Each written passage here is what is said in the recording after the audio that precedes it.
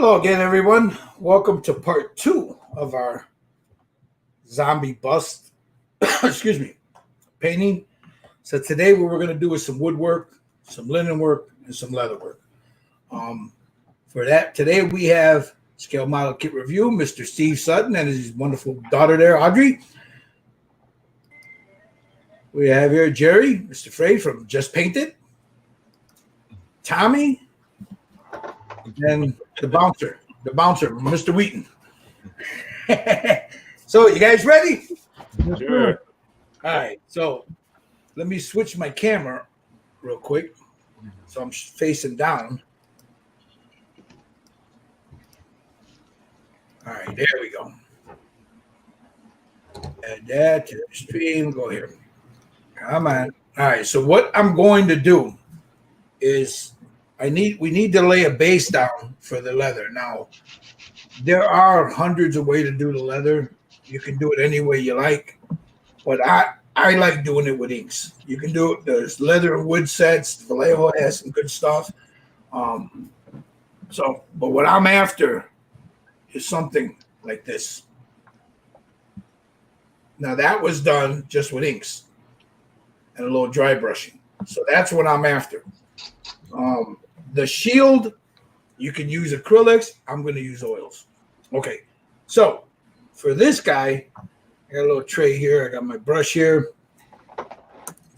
I'm going to use a neutral primer, and everything that's going to be leather and his clothing and the shield, I'm going to base real quick in this stuff.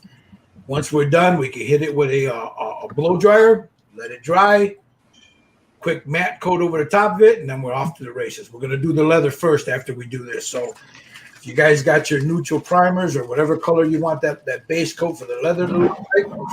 Hey, how you doing? So I'm using, like I said, Stynylrez, and this is a neutral primer. So I'll put a little bit here, not a lot. I don't need a lot of this. That's what I'm going to use because I want mine to look a little bit more lighter, because whatever, if you use the yellow or you use a buff color, whatever you lay down and you start laying oils onto it, even your inks, that dictates how dark that wood's going to be, you know. So here we go. So I got my brushes here ready. So what I'm going to do first, I got to do the scabbard and then here. So I want to lay that down before I start coming up here and handling everything. There's leather work here. There's a lot of leather work on this guy. Back here.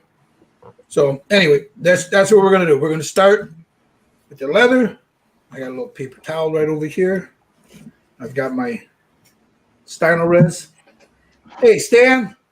Stan says, evening, all. So if you guys are interested in this. Hi, Stan. If you're interested in this particular piece, it's by ny3dcreations.com. You see it running down at the bottom. So now this has all been sealed. So if you make a mistake, you can take a wet brush and you can clean it off. You use a little gypsy brush to pull it off. So what I'm going to do is... That's what I got to do.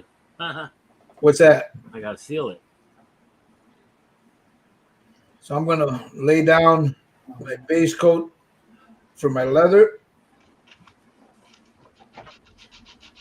I got to find all these little spots that are leather and lay it down in there.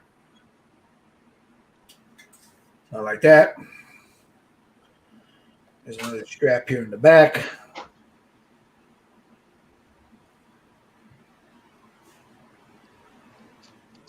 And once I lay all this down, I'll hit it with a blow dryer just to make sure it's all dry, and then I'll go in and seal it.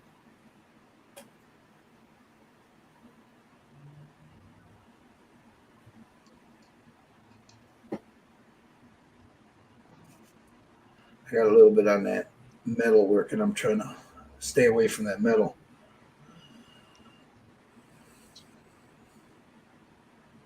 There's another one here.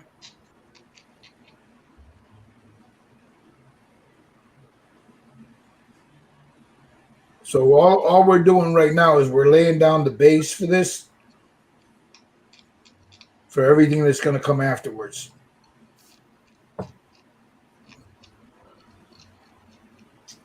There's those two. Now he's got a belt that goes around his waist. Now again, I kind of messed up. I glued his head on, so it's going to be a little bit more trickier, especially when I get ready to do the hair for me. But if you don't have the head glued on, it's a lot easier to work with.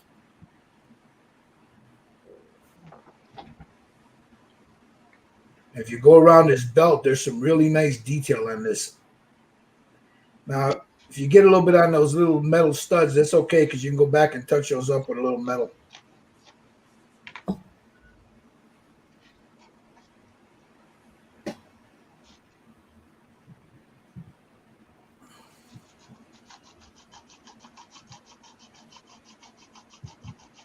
So I'm just going to carefully get it all in there.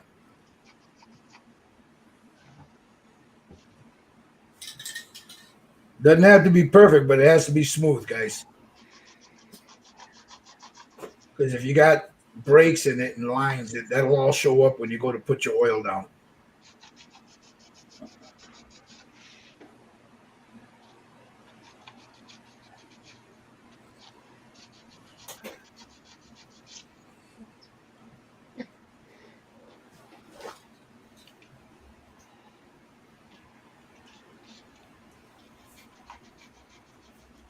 Now again, there's like Jerry's using that from Vallejo, the leather and wood set, the leather and the wooden leather set, right, Jerry?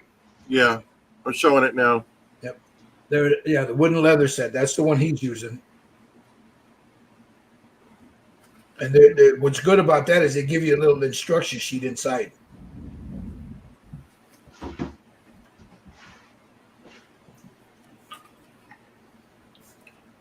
Did the leather the other day. I started with that. Let me see if I can focus on it. Hold on, let me I got it right there. let me put it on you there. There you go. Do they go dark to light in their colors, or? I did that. Dark to light. So I want to put a little ink on it. Yeah. Like I said, there's a bunch of different ways to do this, you know. This is just the way I do it. You can go dark to light. I usually go light to dark, and then I add a little highlights later on. But that's me, you know. Everybody's got their own way of doing this.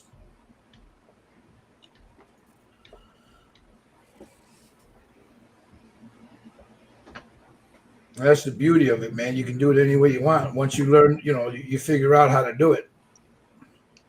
So there's the big belt that goes around there. Just making sure that I got the whole belt painted and I don't have any spots there.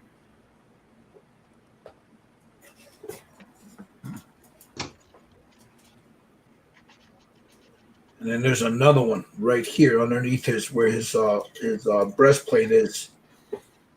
There's another one there.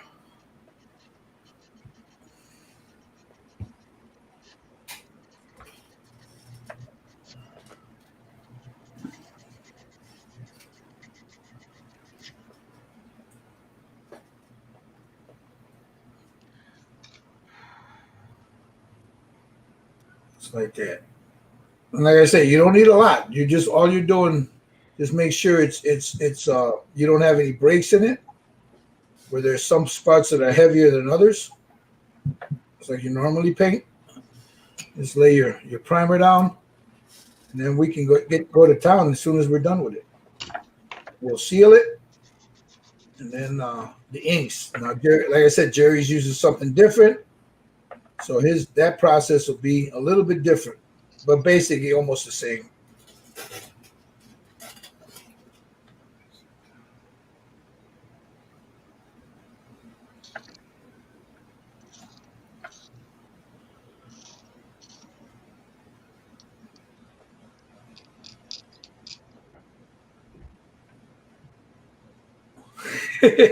Mopar. That's crazy. Yeah, they did. At one time they did.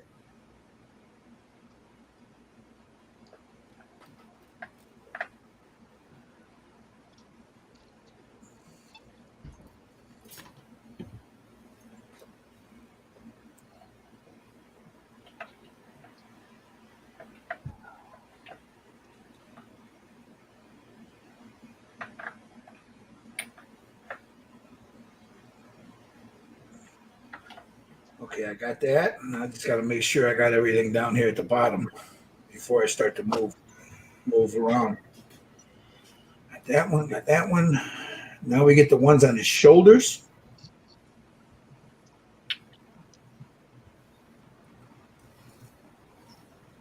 Well, you know what? Yeah. Let me get his scabbard real quick.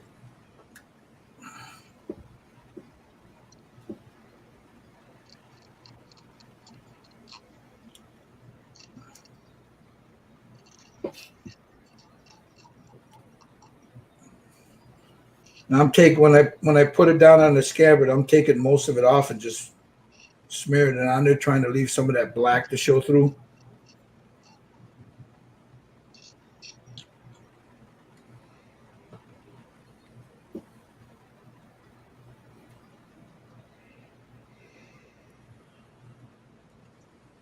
Come over here.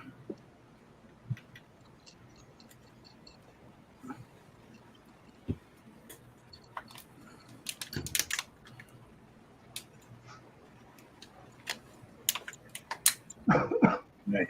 So there's that primer there. Let me put a little bit more here. It's a little too thin.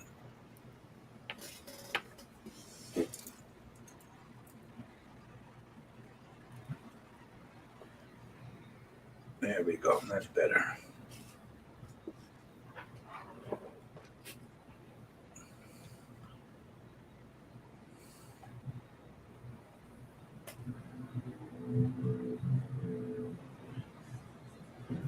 Like I said, all this is going to be stained with ink. The way at least the way I do it. Let me clean that brush off. Go with a bigger brush now.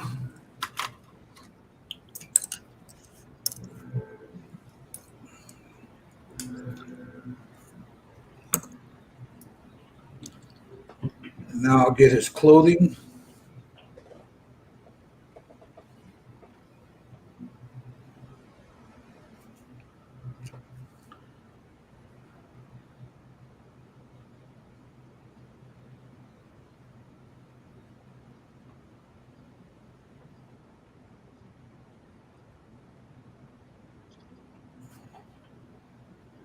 And that's going to be stained with ink too. So in case you're just joining us, what we're doing now is we're just laying down a base coat of primer where everything else is going to be on top of it. Just make sure you're nice and smooth. You don't have too many brush strokes in it.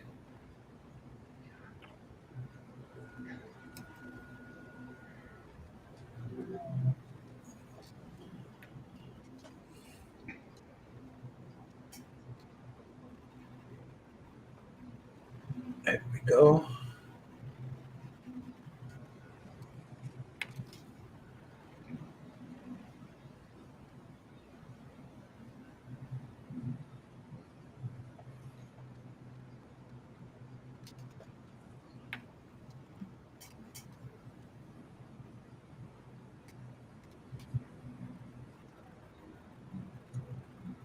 All right, that's the back part of it. Now I'll have to try to get inside there. That's going to be hard to do.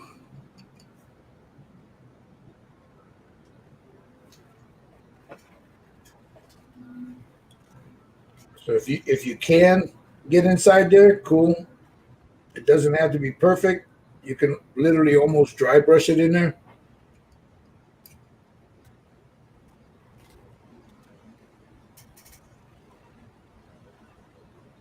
As you see, that's basically what I'm doing. I'm just right inside there. I'm just staining that.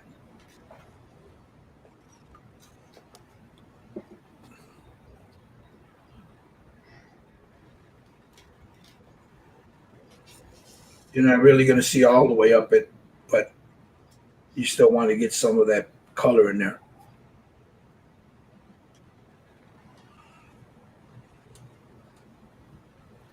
Now I can see where I actually missed painting the armor in some spots.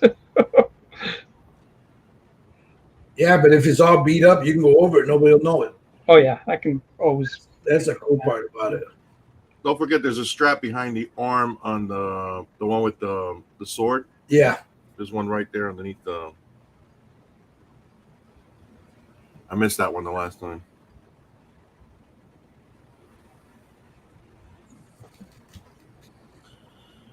All right, so we got that.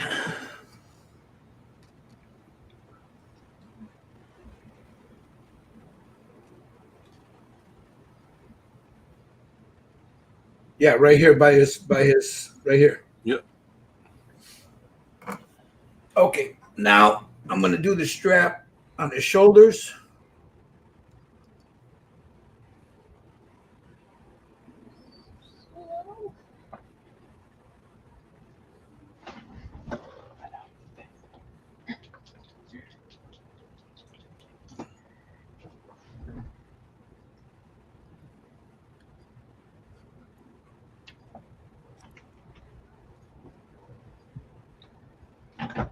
I'm trying to be as careful as I can not to get it everywhere.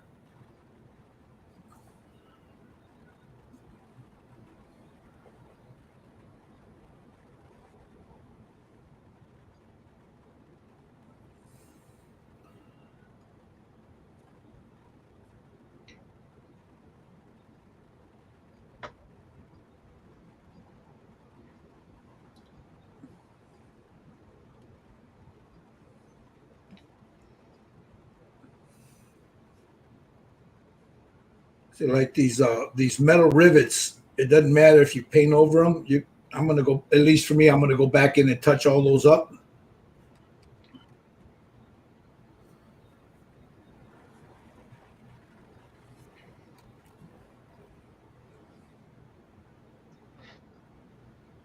All right, make sure. Oh, there's a strap here on his head too, right on his cheek piece.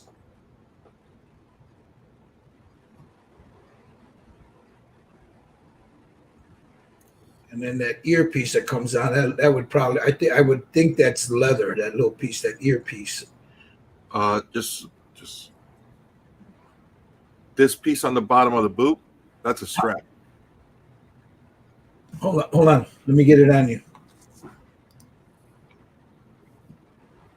Yeah, way down there by the ankle. Yeah, that's a strap right there. Okay. Yeah.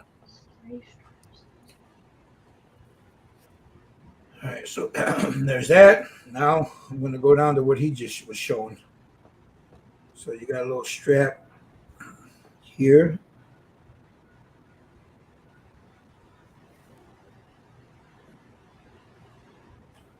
On both sides.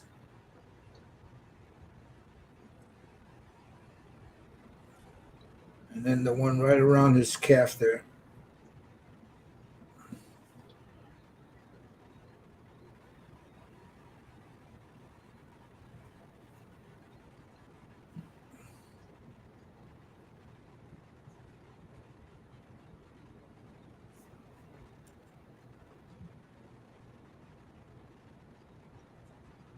Now, and then there's also one right underneath that scabbard, at the bottom of the scabbard on his thigh. You see it?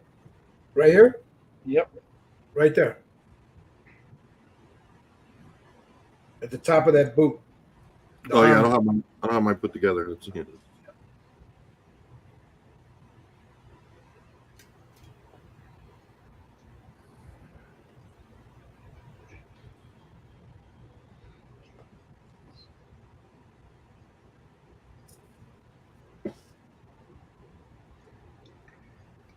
Man, let me turn them around and make sure I got them all.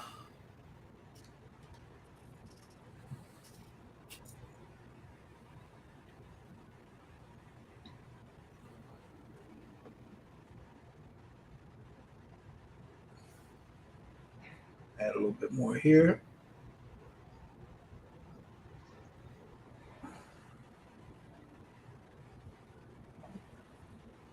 Back, I got his cheek piece. Okay, let me go to the arms now.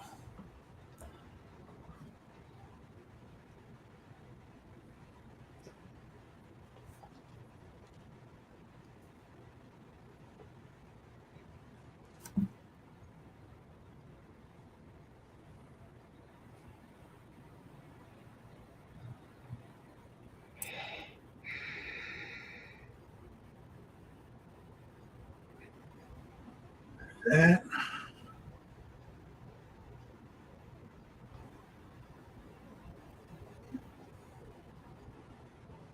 Okay, you got that one.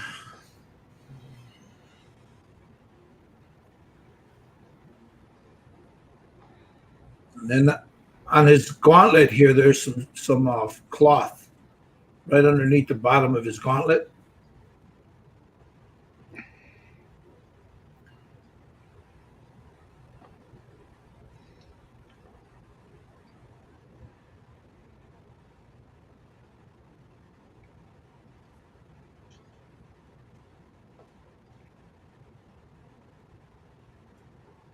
Looks like that. Yeah, that'll work.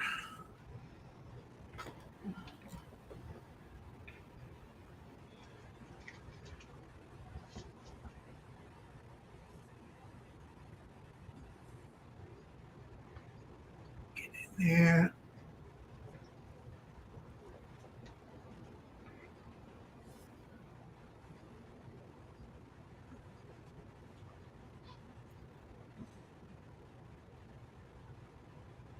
And by this palm right here, this is leather right here. What's up, baby? You okay? Yeah.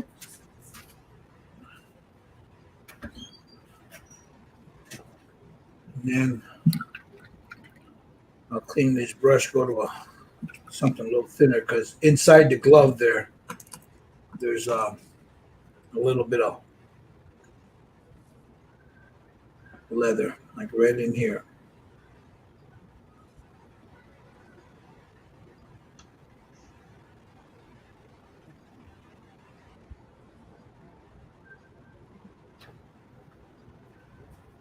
Okay, that's that one. Just making sure, going over, making sure I got all the straps and stuff.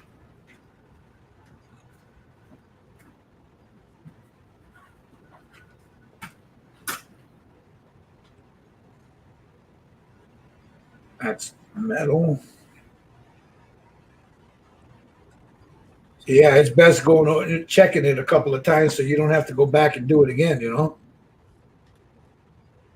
Okay, right here.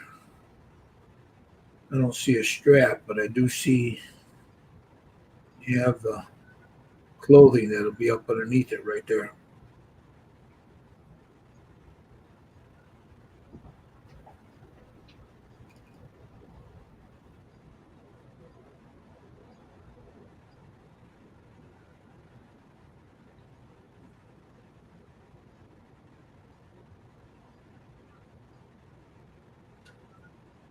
Just like that.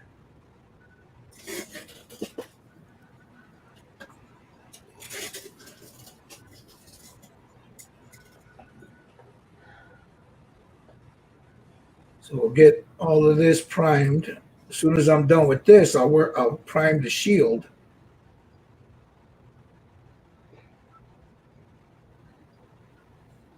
All right, got that.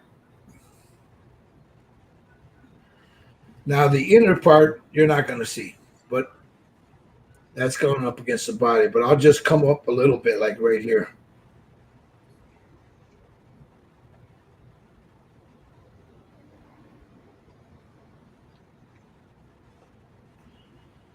All right. Oh, there's a point right here.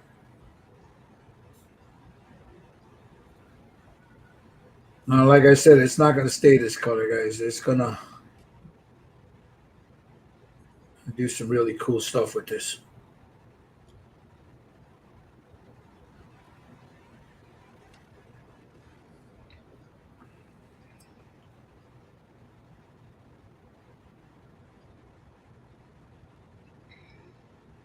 There, that's the shoulder part. This, let me clean off my brush, put a little bit more of this in there. Because now that this is dry over here, I can go to his clothing that's coming out of the bottom without having to worry about messing anything up, you know, it being too wet. Make sure my hands don't have any paint on it when I grab this thing. All right, so now I'll do the bottom part here.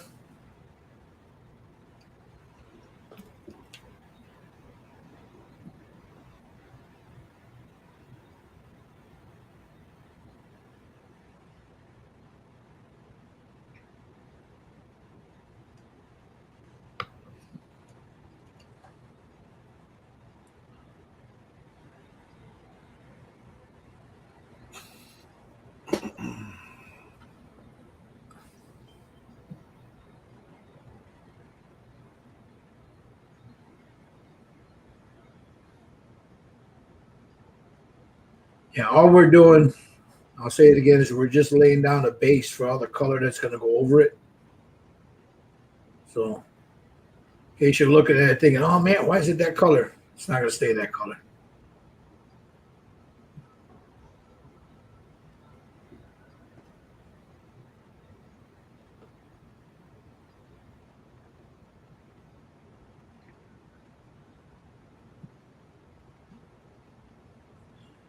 You notice I keep going back over what I just painted just to make sure I smooth out any brush strokes.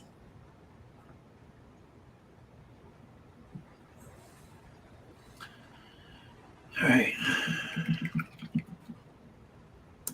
I'm not that proficient with a big brush, so I need to go with a smaller one. Now, right in here, over that leg, there's a lot of, you'll see it. It's right like here. And then right up underneath there, just be careful when you lay it in, you don't get it on your metalwork.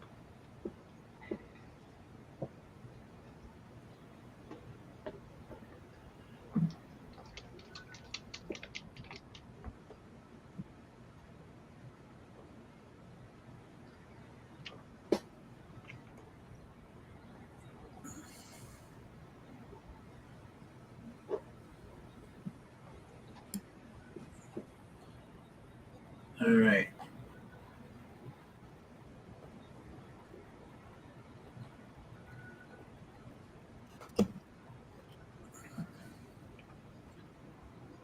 There's right here through that little hole there. You can see some cloth through there.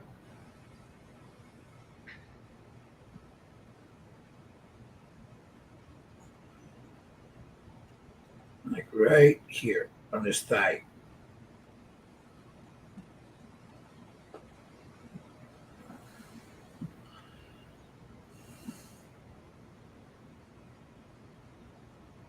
I'll go ahead and just make sure everything's smooth.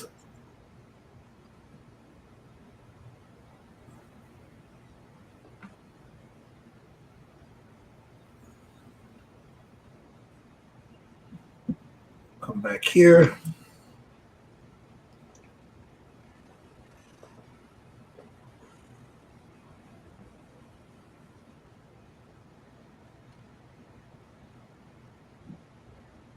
Just smoothing that paint out.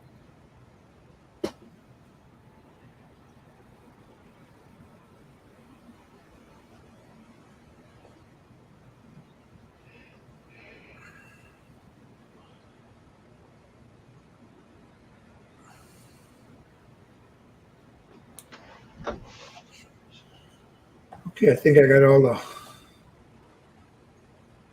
the straps.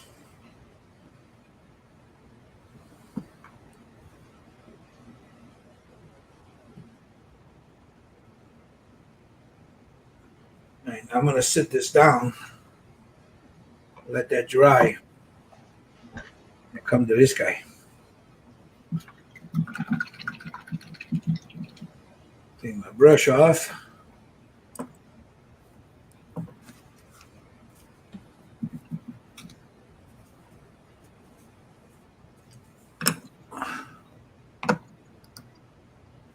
Stan says, I managed to acquire the other skeleton by the same kind of ball holding, just all bone holding the shield and sword. If anyone wants, I'll send the 3D printer that sleeps in the daylight. Plastic Monkey, how you doing? Okay. Now that I primed all the stuff here that I'm going to do, I want to prime this. And then I'll set that off to the side for later. Let me put a glove on so I don't get this stuff all over my hands.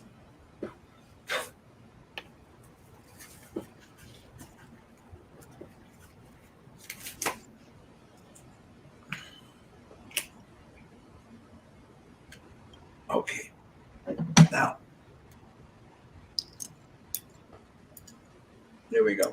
Now I'll go ahead and start priming this, and this will sit off to the side until we're ready to mess with it.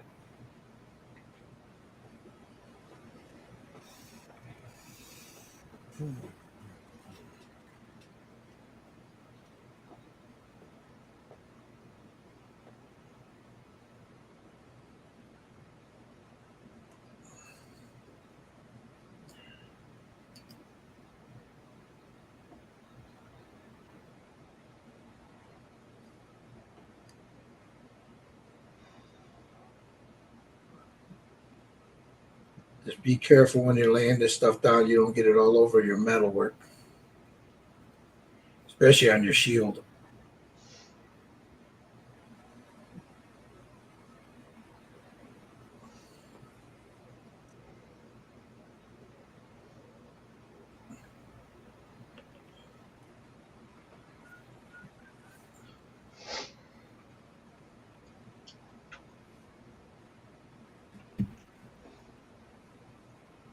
And then I'll just go ahead and do a little stippling.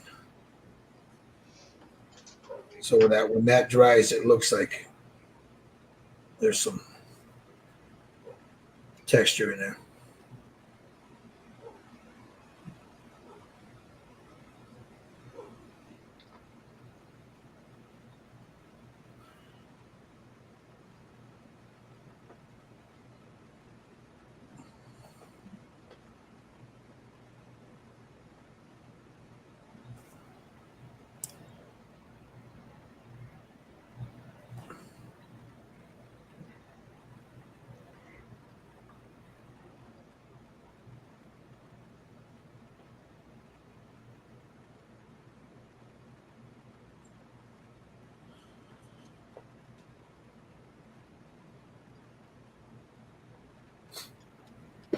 There we go.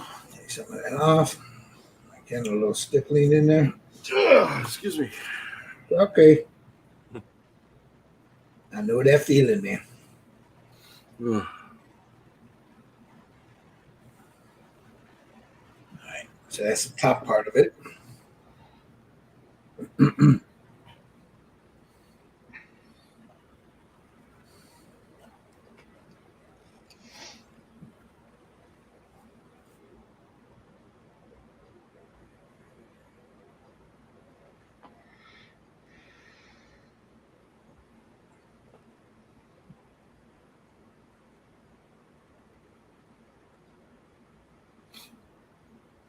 If anybody is interested, if you like this figure, you can get it at, you see it scrolling down at the bottom, ny3dcreations.com. That's where we got it from.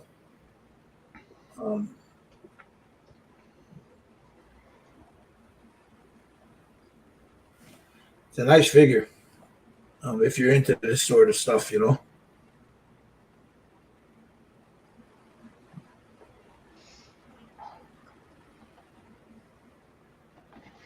I don't believe he does any bad figures, period.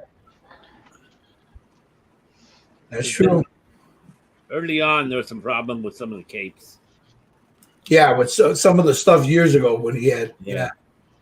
I still have one that's sitting here with a cape that I haven't quite figured out. I still hate doing capes. He's good now. Yeah.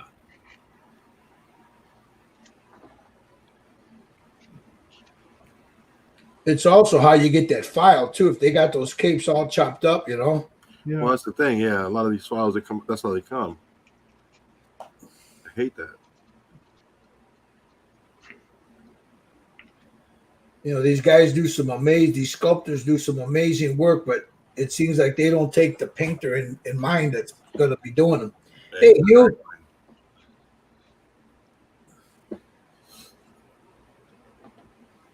You do a good enough job on that mermaid. I may keep it myself. Screw the old man. Is the hell with him, huh? Yeah.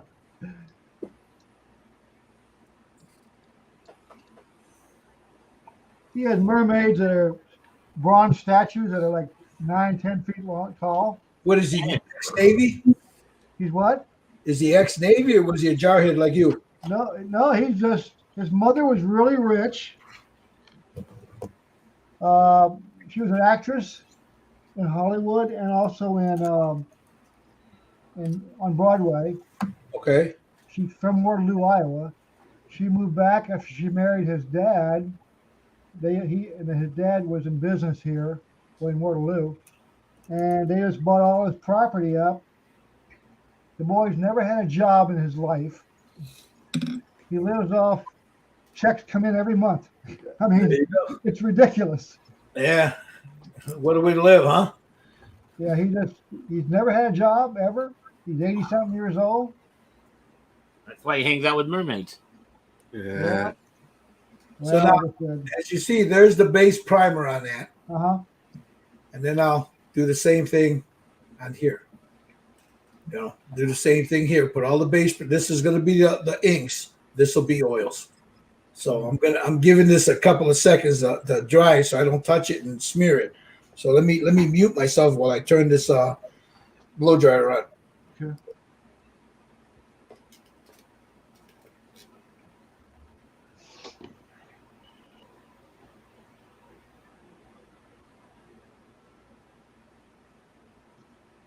Yeah, so that's the base primer on there. I'll turn, like I said, I'll turn it around. I'll do this, hit it with a blow dryer, then do the strap. Now, what color would that be? Leather? This is going to be leather, yeah. What about the frame of the front of the shield? The front of the shield is going to be wood. That's wood. Oh, okay, all right. So I'm going to do with the oils, like I do with the oils. Yeah. There's some nice grain in there, you know. Well, if you want to call me for some advice, let me know. I'm just teasing. Just teasing. Hey, but you know what? He says he's just teasing, but I'm going to tell you something. The man there does some fantastic. He's fantastic doing wood. He does a lot of you primarily build ships, right? Yeah, pretty much. Yep. And the woodwork that he does on them is just fantastic. You know, when I was in the orphanage when I was a little kid, we used to get free models from the city, you know. Uh-huh. And the big guys would take all the airplanes and all the cars, and what Little Armor, Pyro, and them guys did, they left us little guys with the sailing ships. And I got good at, well, not really good at doing it, but I got halfway decent at it. Oh no, dude, you're good at it.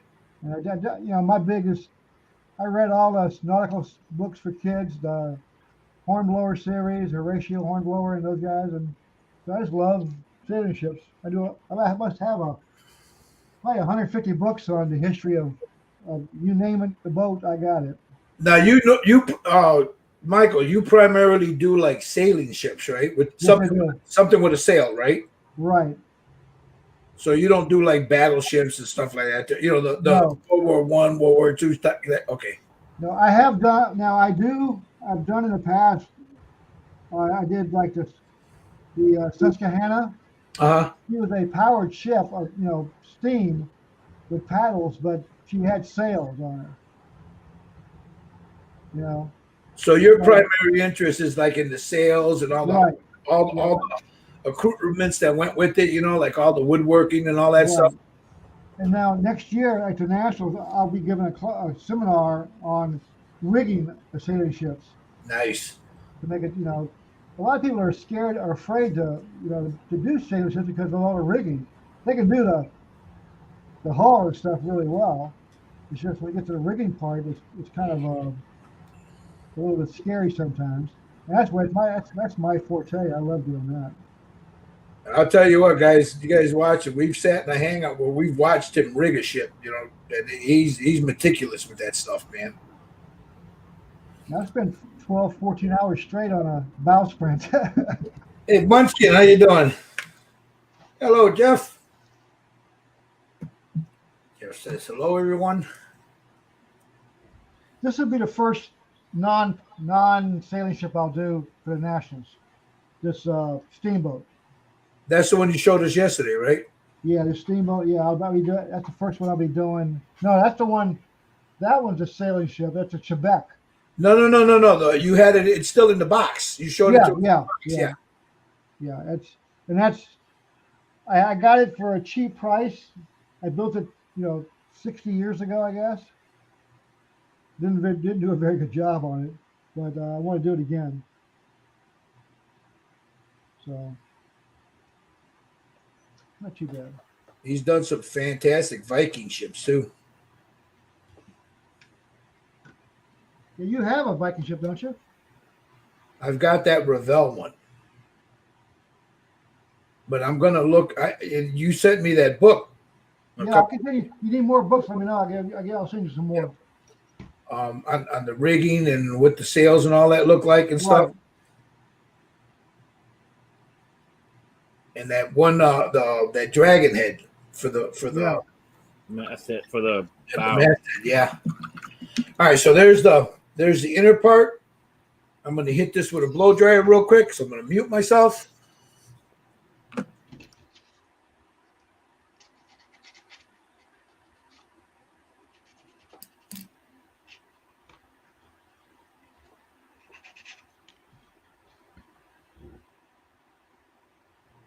And now I'll just go ahead and paint that strap, and then we're off to wait till everybody catches up, and then we'll start with the inks.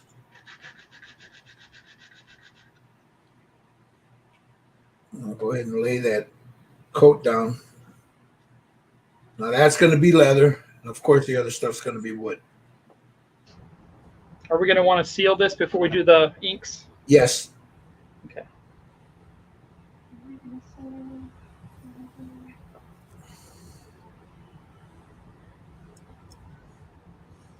If you got it, it's best if you got a matte coat, use the matte coat. Don't use a gloss coat because then the ink will just be moving around. It doesn't bite as good as it does with a matte coat.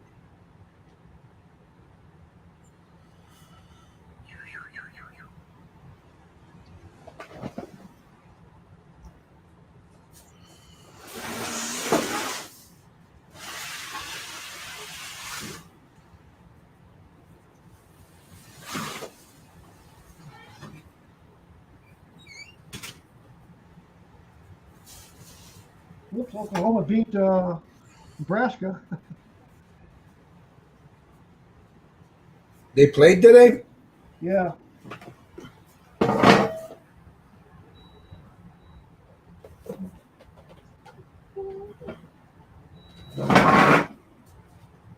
Wasn't even close last time I checked.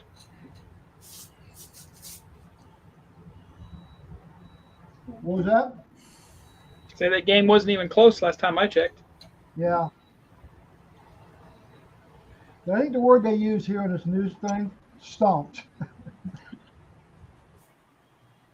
They put a whooping on them, huh?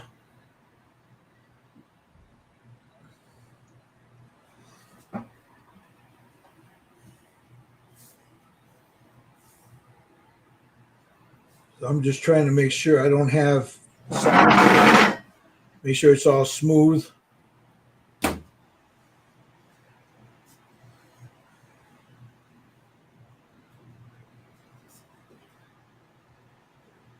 All right, and there's the strap. Now I'm going to put this off to the side and I'll leave it alone. Now, in the while that's sitting there, I'm going to clean these brushes real quick so that Styrolrez doesn't set up on them. Just simple water. I'll go in there and clean them a lot better with soap later when I'm done. But for now, I just want to get any of that off. As soon as you guys are done painting that, like with your figure, hit it with a matte coat. I'm going to go ahead and mute myself real quick. I'm going to hit this with a blow dryer, and then I'm going to seal everything. So give me a second.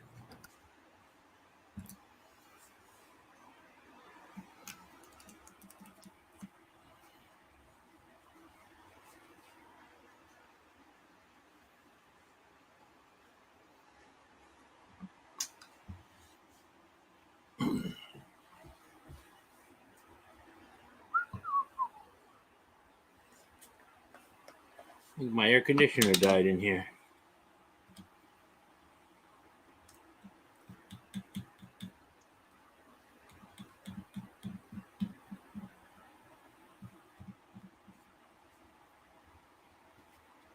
Here, in my rush to do this, I missed something here. That's cloth right there. Oh yeah. So I forgot. I missed that.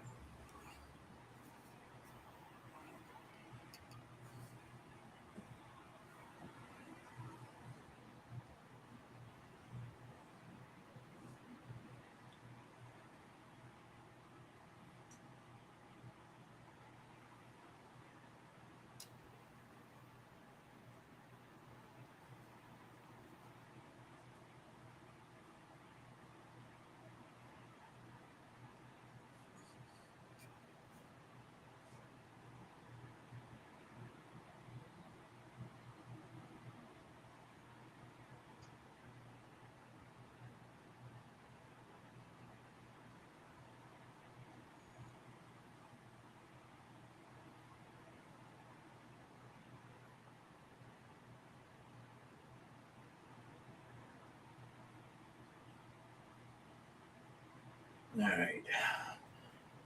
Make sure I didn't miss anything else. That's metal right there. That piece there, that's metal. There will be some cloth peeking through right here by his elbow.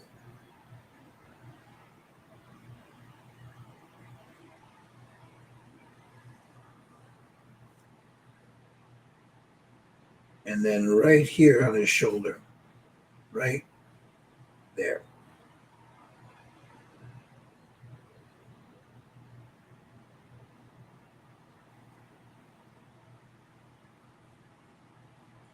Right here.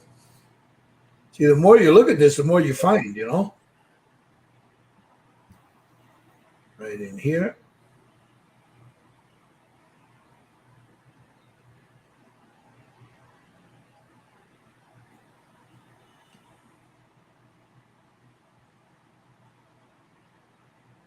And I think I got it all. Yeah. Yep, I think I got it all.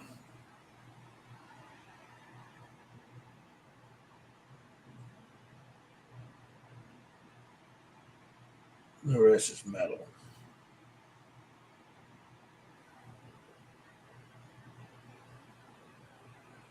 Yeah. Okay.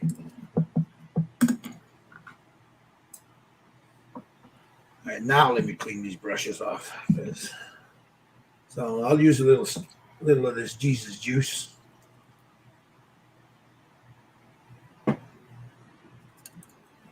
Just to make sure I get everything out of the ferrule.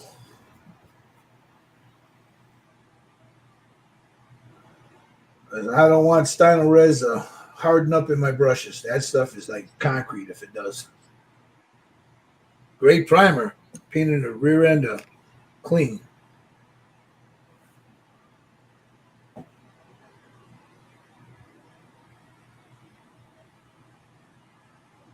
I got asked, somebody asked me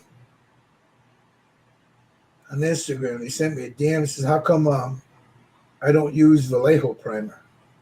And I said, because I love me some Vallejo paint. But that primer, no way. Nope.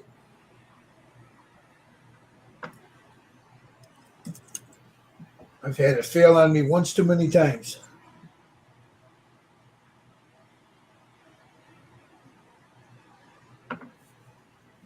All right. All right. Let's see where you guys are at. Let me go.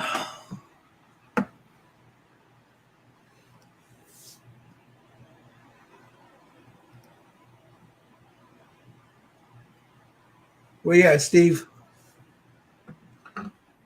Cool.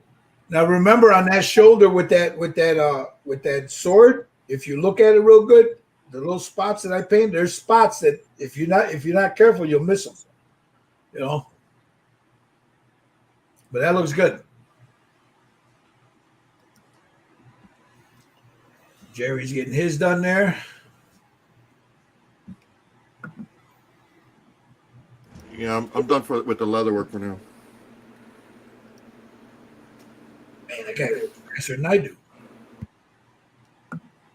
You ready, Tommy? Yeah. All right, I'm going to go ahead and seal mine real quick, and then we'll start with the ink. So let me take these two pieces. Let me take them all, hit them with a light mist coat, and give me a second. I'll be right back. Just going to walk over to the other room.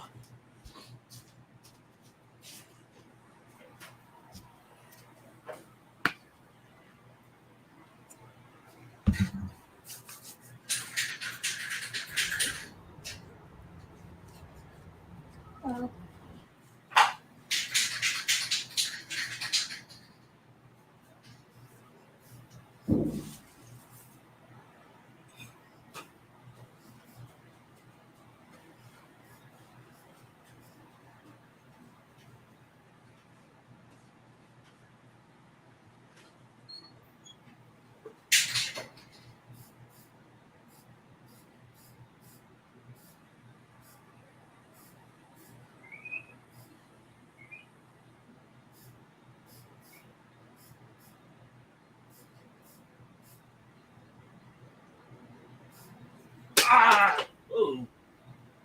Bounced.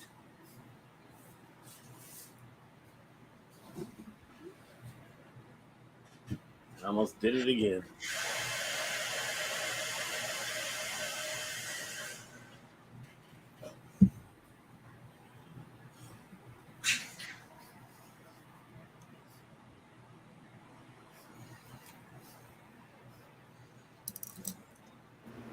You didn't drop him again, did you? Yeah, I did. Did you? Did you But break it? he landed on his feet. So Oh, good. Oh, yeah, they're all done. They're all very nice. Which one's going outside? The big one? yeah, the big one goes outside.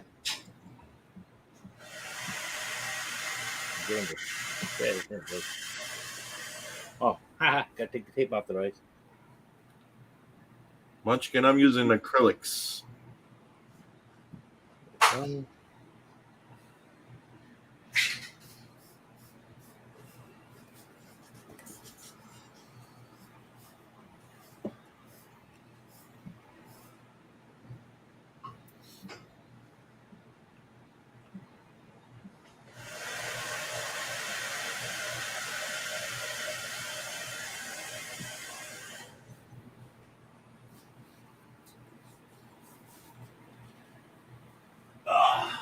Sorry about that, guys.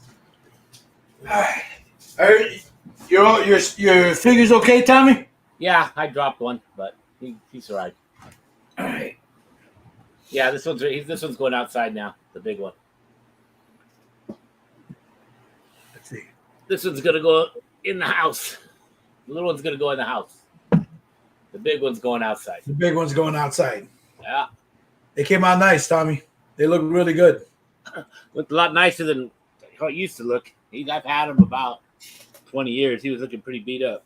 Yeah, he was out there looking like a homeless hobo on downtown LA. He's like, dude. You got $1? Yeah. All right, Jerry, you got your you said you got your leather done? Let's check it out. Yeah. For now, I got it done, yeah. Nice.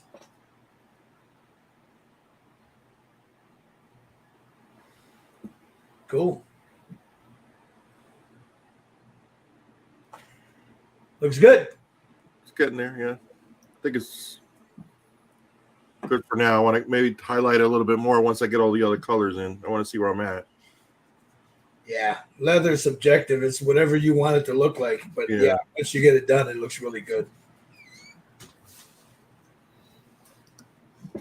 All right, I'm cleaning out this little tray because I'm getting ready. Now, like what you just saw, everybody has a different way of doing this. You can paint it traditionally, the way Jerry's doing it.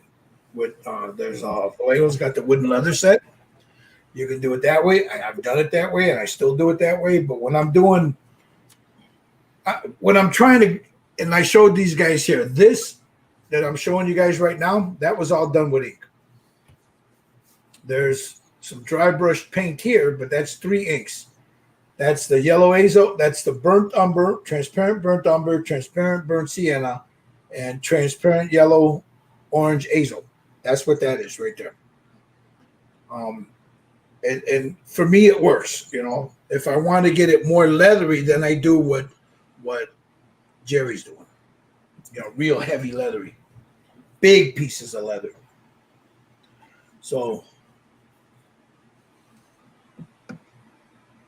Munchkin Modeling Man oils, acrylics, enamel. I don't use enamel. I used to.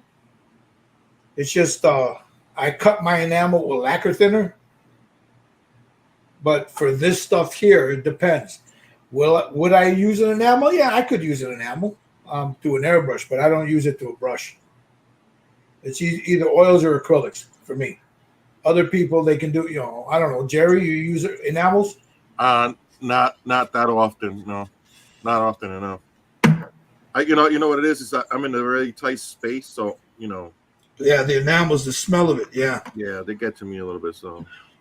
All right, now, as I was saying, there's different ways of doing leather. This is the way I do it. Guys, you do it any way you want. So you can do it the way Jerry was doing it. Again, Jerry, what's that? You got that set in front of you? The box? That's what Jerry's using. That's a great set for this stuff. What's really cool about that is they have an instruction sheet inside to show you step by step on how to do that. You know, with the acrylics right there. You follow that, and you're good. You're good to go. You know. And I've used it. I've got 2 of those sets right behind me. But I primarily use ink. So for the first color, for the straps, I want to go with a darker color. So I'm going to go with some of this. This is Transparent Burnt Umber by Liquitex. And I'll show you how I lay it down. Now you can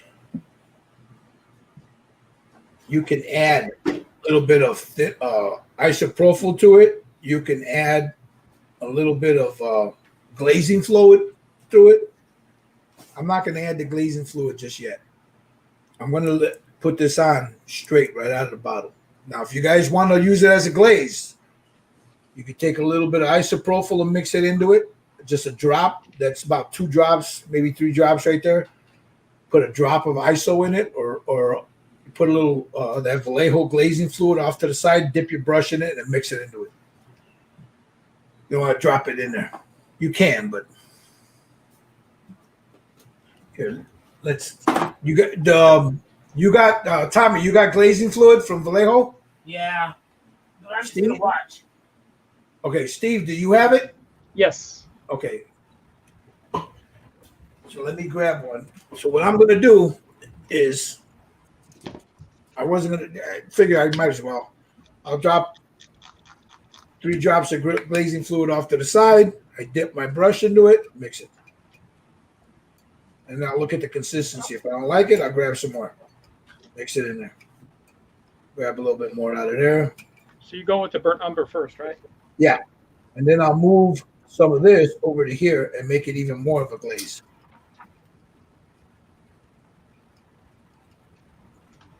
I wipe my brush off, and I'm going to start with the shoulder. So I'll just glaze that on, just like that. We'll darken all that up later. We're just adding the first layer down. That's if you want to glaze it.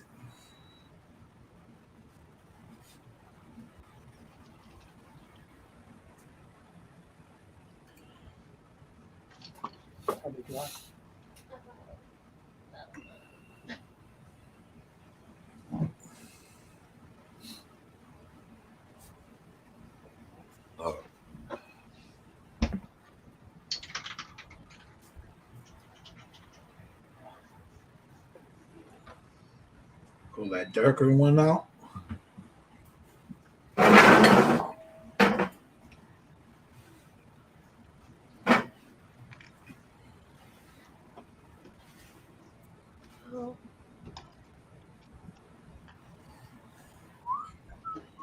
Once I do that, and it's still wet, I'll start stippling. Because you're going to darken this up a little bit more. So you want it to pull up in certain places and not in others. Andres, pick up the phone. That's nice. That's nice.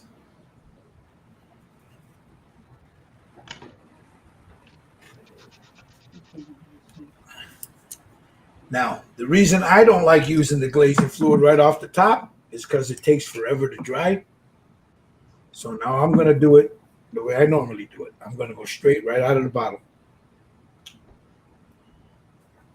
I'm going to hit this with a blow dryer real quick. So let me mute myself.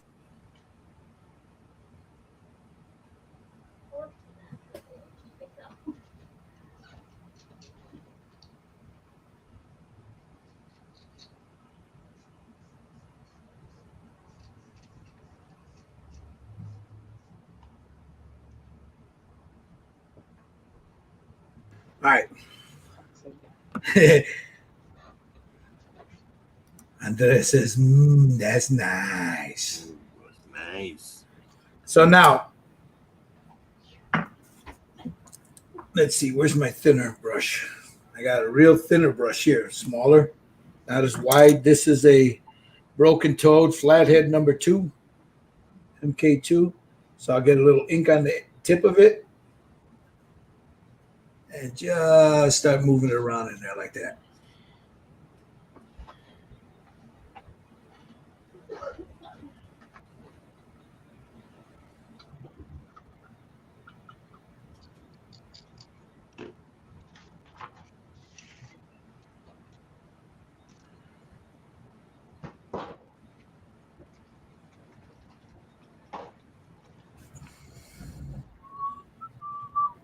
Now I'm going to use this later, but not right now.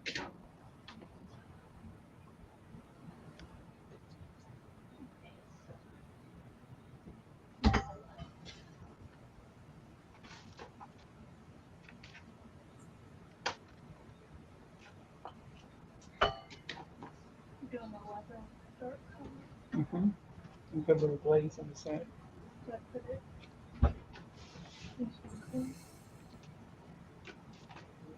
So you can build it up as dark as you want, or you can leave it as light as you want with this ink. See that? And then once it's got a sheen to it, but once you hit it with a dull coat, bam, it's gone. See, after I added it to the glaze. That's the glaze. Yep. And again, I want to stress this. This is not something that everybody does. I know few people that do it this way, but for the most part, you know, you can do it the way Jerry does it, is doing it.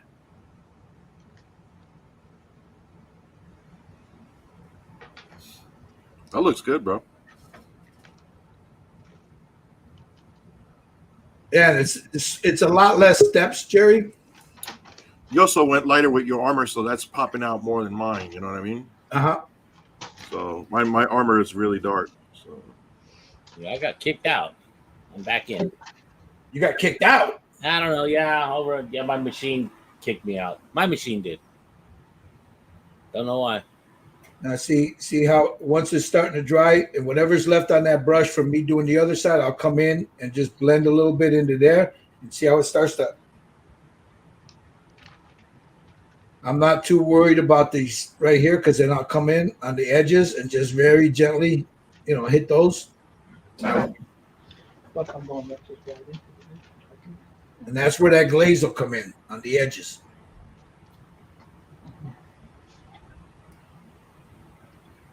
So there's the straps on the top.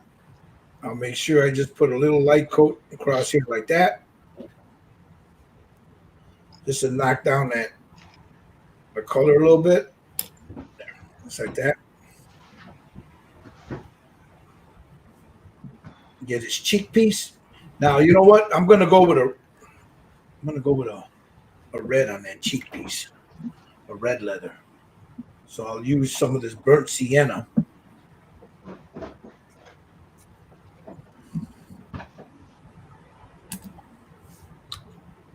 don't need a lot of it.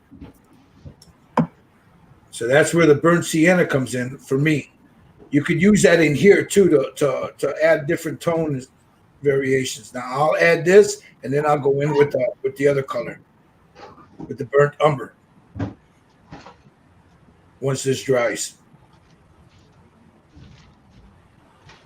so I'm gonna let that dry. Like I said, you can take that burnt sienna and just very carefully put some over the top of that brown, right on the edges there. It's like that.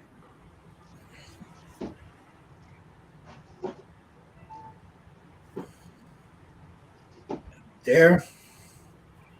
Turn them around. Just take a little bit of that. Take most of it off.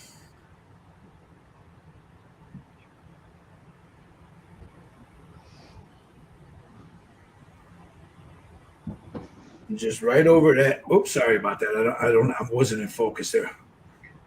Right over the top of that umber. And that's, see that? If I can get this somewhere. You see how that looks?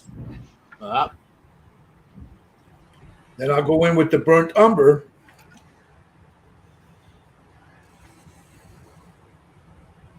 Take a little bit of that. Now there's some parts here that I want a little darker, like here. And I'll just put a little drop in there.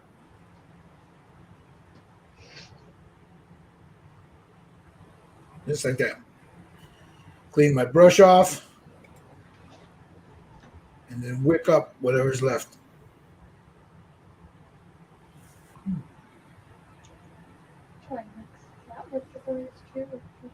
Okay. Once I hit that with a dull coat, and then I do the little edges there. But see?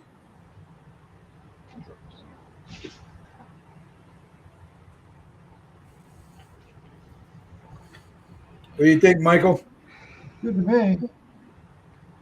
I do have one comment. Yeah, go ahead. Your daughter needs to do your nails. I just cut them all off, man. I just chopped them all off. That, you know, I was cleaning. I said, "The hell with it." I cut them all off, and then I had little pieces here. I mean, I went low. Look at that. Yes, you did. I went real low on that. Have her give you a good manicure. She's always on me about that. That looks really nice. It does. I see now. I'm just going along the belt, and that's not glazed. That's straight out of the bottle. I may take some of that technique on my wooden boats, Oh yeah. using those inks in crevices and different areas of the wood. Give it shadow and give it a little bit of. That does look good.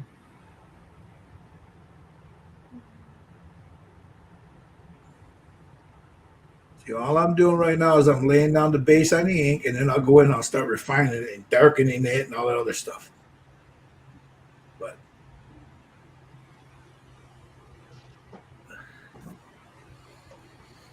like I said, don't worry about the glossiness. You'll knock that down. Or you can add a matte varnish to this as a thinner. It does for this. It doesn't really matter because I'm going to hit this with a matte coat when I'm done with it. It'll knock that shine right down.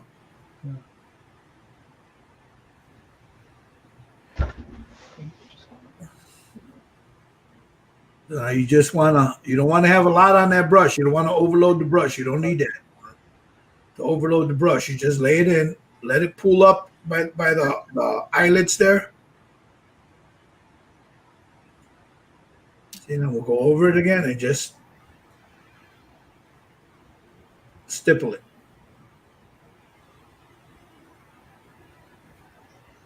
See, when you get the stippling in there, it gives it those little ridges.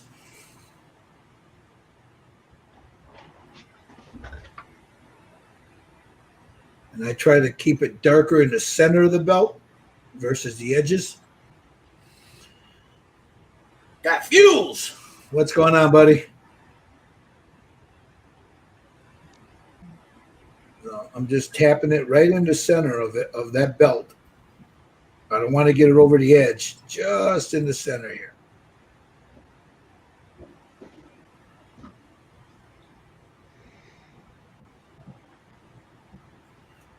And then once it starts to dry, that's what it's going to look like. Once that, when you're tapping at it.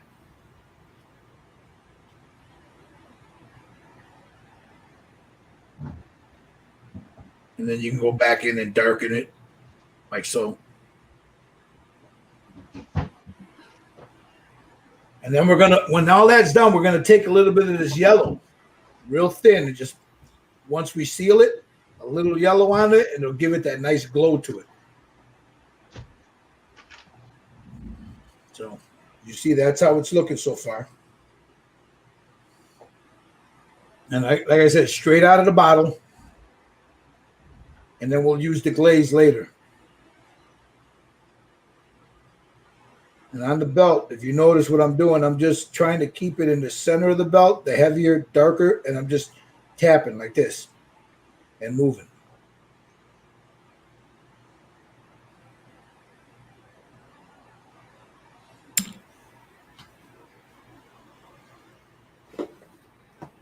Because those little taps leave like little ridges and stuff, and that ends up giving you that texture you're looking for.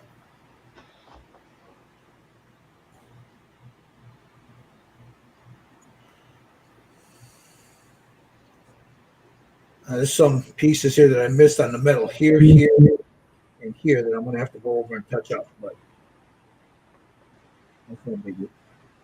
You want to make sure right around where you have the rivets, it's going to be darker.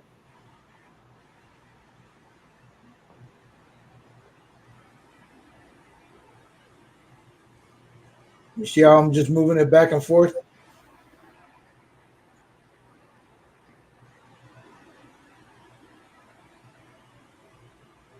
Just move it back and forth.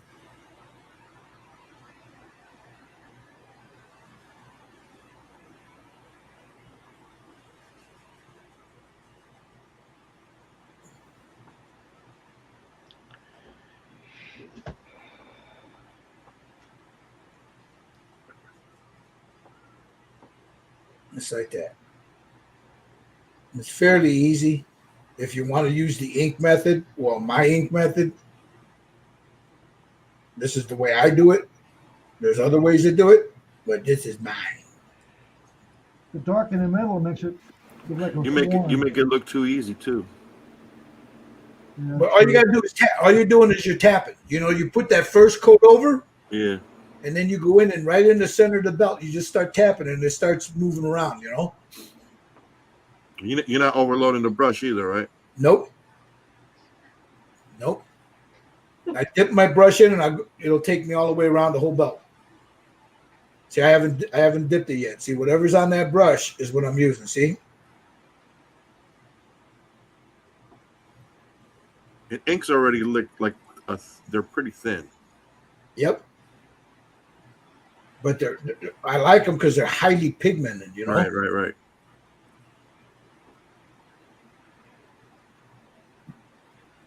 And whatever's on here is I'm just moving it around, but as I'm moving it around, I'm tapping. And then what ends up happening is here, I'll show you. Let me dry this real fast. That's a cool thing about this. I can dry it and hit it in 10 minutes, you know? Right.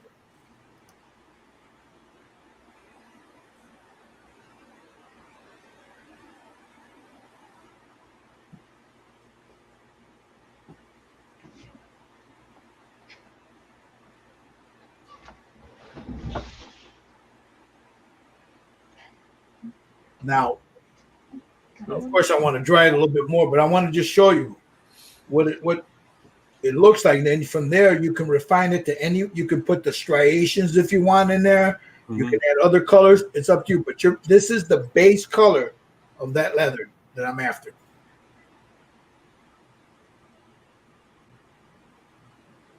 Damn camera, there it is. So you got that, and then right here by the belt.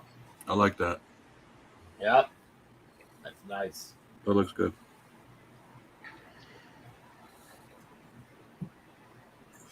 Very nice. Got fuels. Does it work for enamels? No, no. The Jesus juice is primarily for acrylics. If you're going to use enamels, the best thing I can tell you, man, is use cheap lacquer thinner to clean out your airbrush. You know, and then use the Jesus juice to flush everything out. Um, yeah, enamels, lacquers, urethanes, it's not going to work for that. Jesus juice is primarily for what we're doing here. I can clean my brushes with it once I'm done here. Yeah, not enamels, inks, acrylics, Tamiya acrylics, not enamels though. So there we got that. I'm going to do the scabbard now. I need a wider brush now. So for that,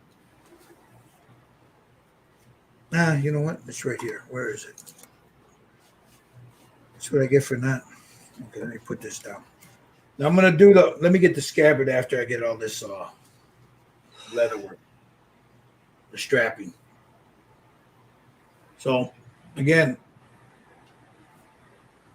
I'll lay down just the first coat and then I start moving it around just like that towards the center. Bring it in there and then I move it towards the center. So I'll go back over that, but I want that to dry. So I'll come over here, same whatever was left on that brush.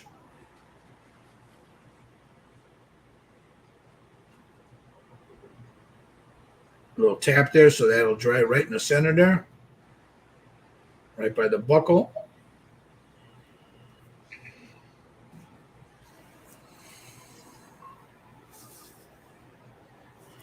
It's just a little bit more.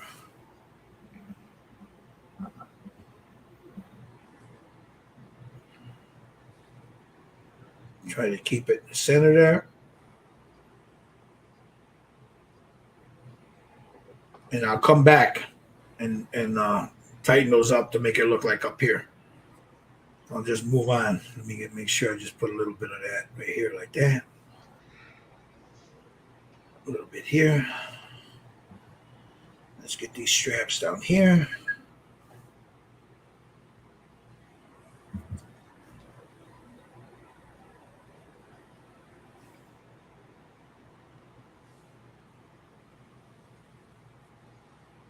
Just tap at it.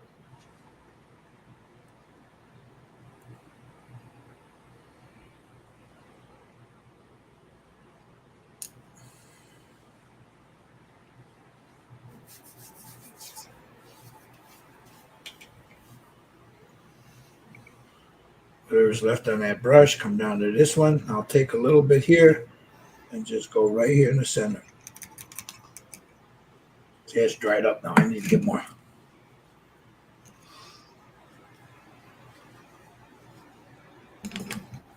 There's like 2 drops in there.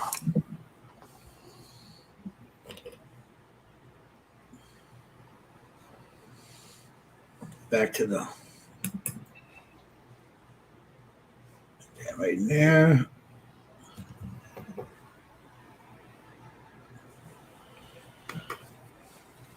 Come over here.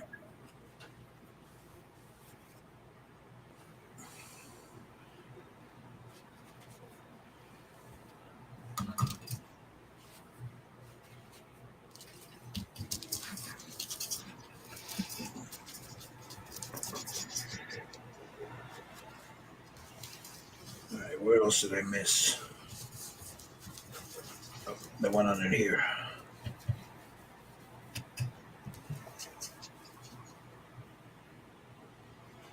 See, that's why I went, with that base coat that I did, because you're gonna go ahead and start staining it. So now back up here, we'll go to these straps, and just in the center, like I did the belt, same thing.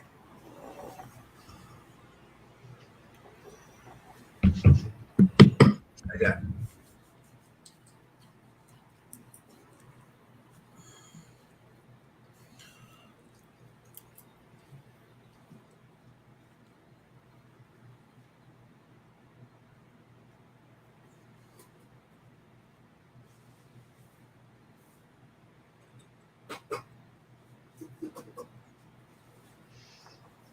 All right.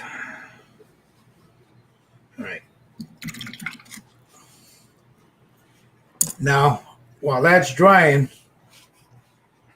now you could use, if you want to redden that up, you can redden it up. If you want to lighten it up, you can lighten it up. What I'm going to do is take some of this now. This is the yellow orange angel. This one's not a transparent, so you got to be real careful with it, guys. You take a little bit of that, just like that. That's about all, for a little bit.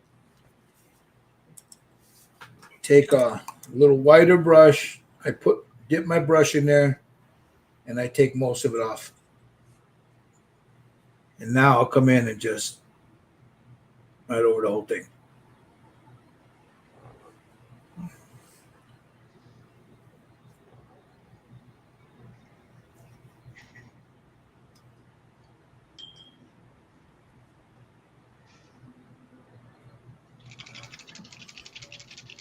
Now let me hit that with a blow dryer.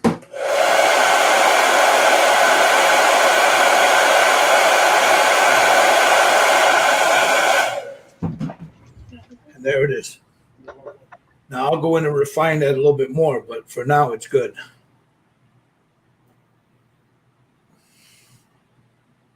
Here I just want it on the edges.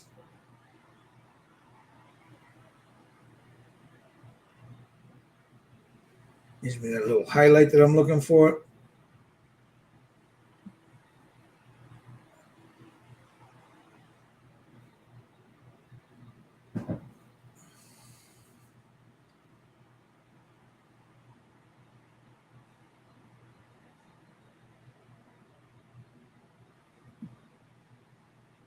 Gives it that look like it's stained from the whatever he was in. It's not working leather because he's a zombie.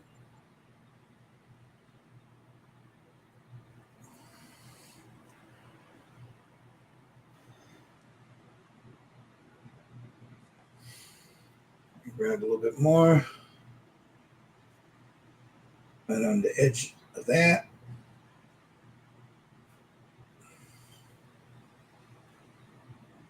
Underneath there.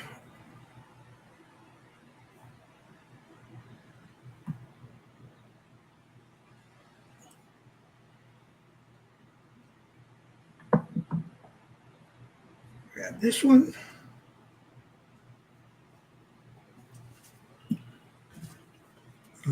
See, I forgot that. I missed one right here.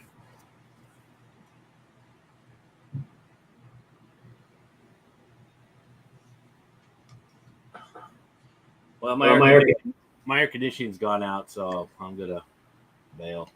All right, buddy. It's a little warm in here. Well, you go ahead. Later. You have a great Sunday or Saturday, bro. All right, thanks. I'll hit this with a blow dryer.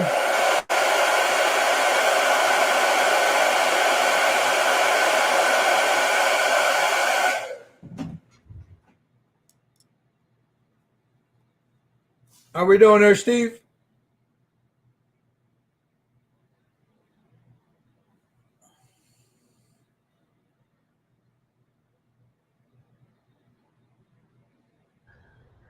Doing good. I haven't done the yellows yet.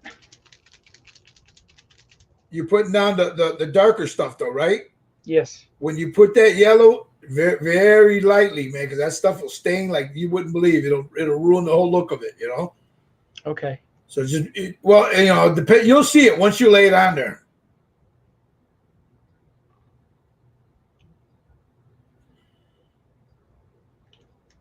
All right, there's that strap. I just want to make sure I didn't miss any straps here. Hmm?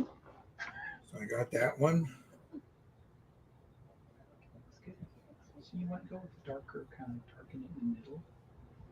You do a big strap and just kind of. I'm just going over and just darkening it up in certain spots and leaving it like it. See, this is a quick way of doing it. All right. And then I'll do this one. Might as well get this out of the way. But you know what? I'll leave that for last because I got to handle it. So I'll come back to these here down at the bottom.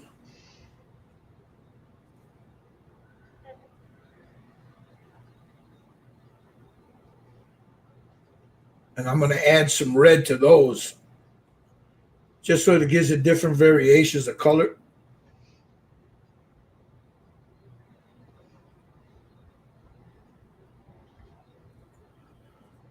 Got that one. That one's done. 1, 2. This one. All right.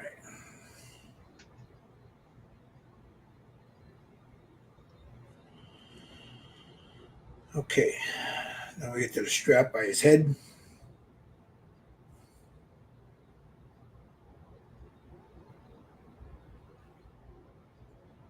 And then right in here, I'll add a little bit more of that in there.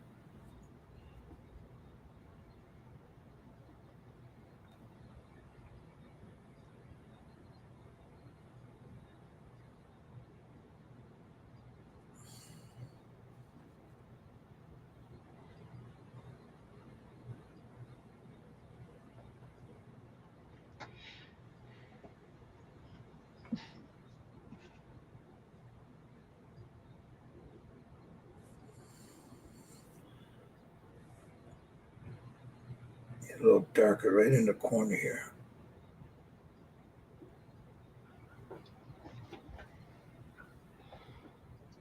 That's right there. Now let me hit this with a blow dryer.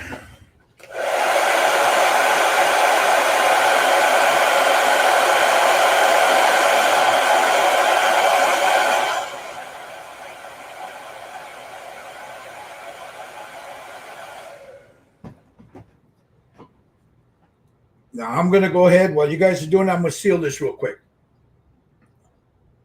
Now that's got to dry a little bit more.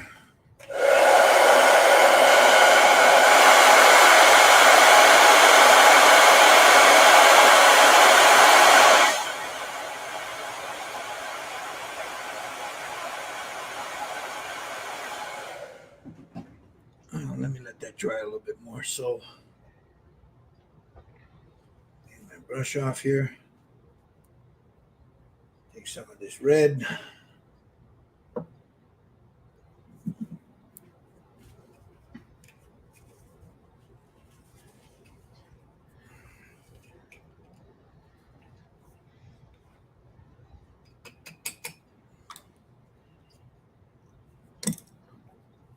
Take a little bit of that and mix it with this yellow.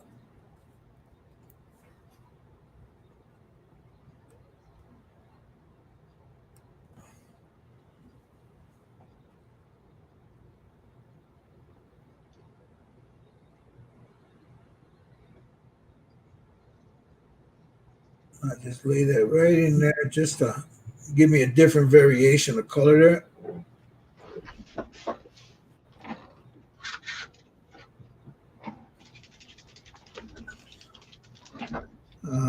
I'll do the same thing with this strap down here at the bottom. Just want a different color there. I don't want them all to look the same.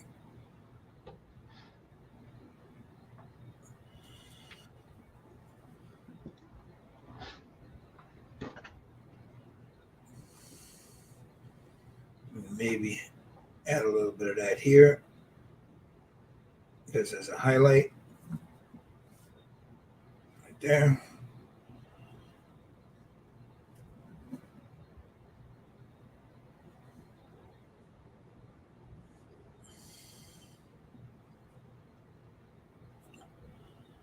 Okie dokie.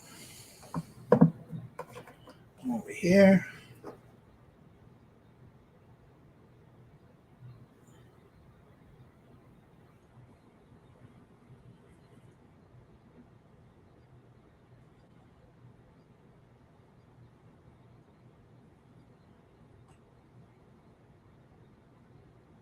All righty. Now I'll get a scabbard.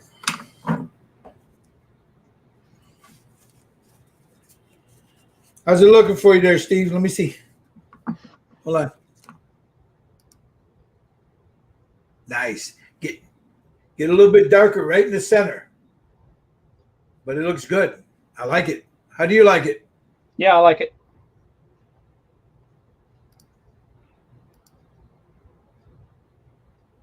Let's see what you got there, Jerry. Nice. There you Now, go. I'm going to put the highlights in there now. Try to lighten it up now.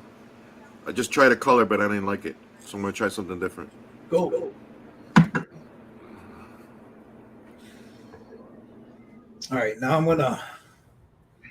want a scabbard done, so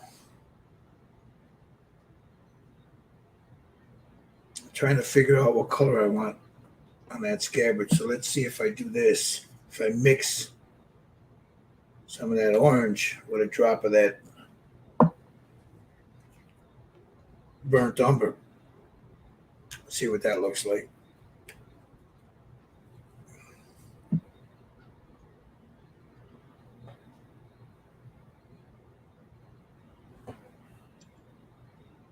Not bad. Let's try that. Start at the back here.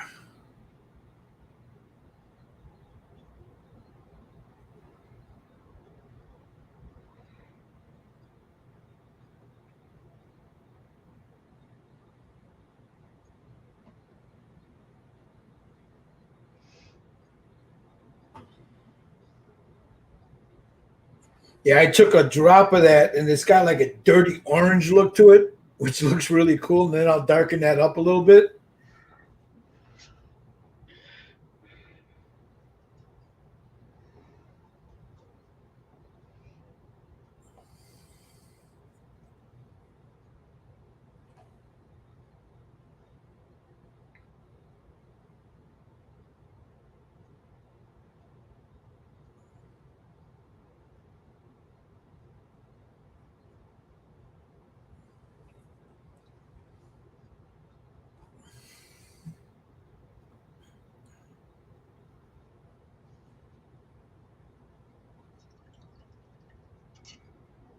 There we go.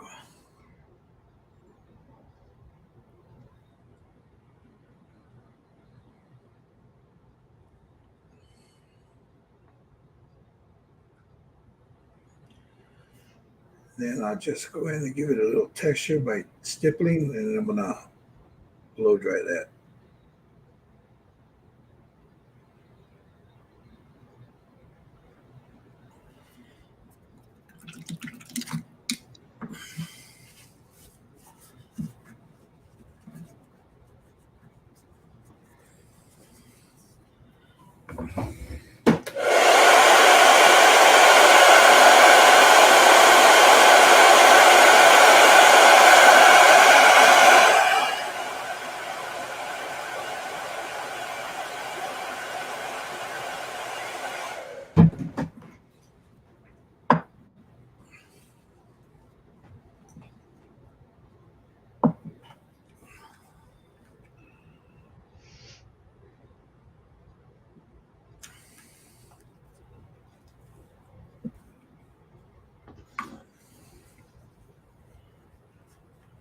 All right. Let's go ahead and grab this. Hey, Josh. What's up? Joshua.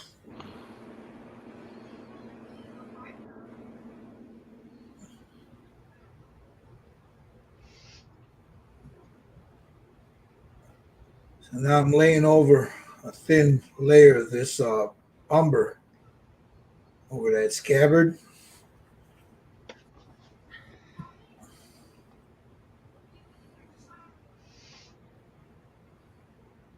In the same way I did the other one, just right in the center here where that little crease is. I wanted it a little darker there. So I need that to dry so I can go ahead and add more in there.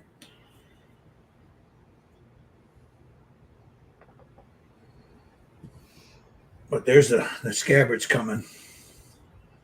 It's a lighter color than everything else.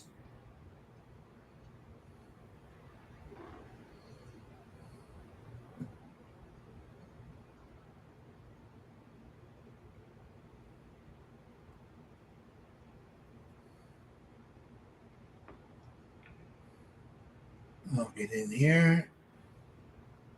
Let's do that. Make sure I got the edge there. Now that dried a little bit, I'll start darkening up right here at the tip, right here at the corner. And again, I'm just I'm not painting now. Now what I'm doing is I'm dabbing.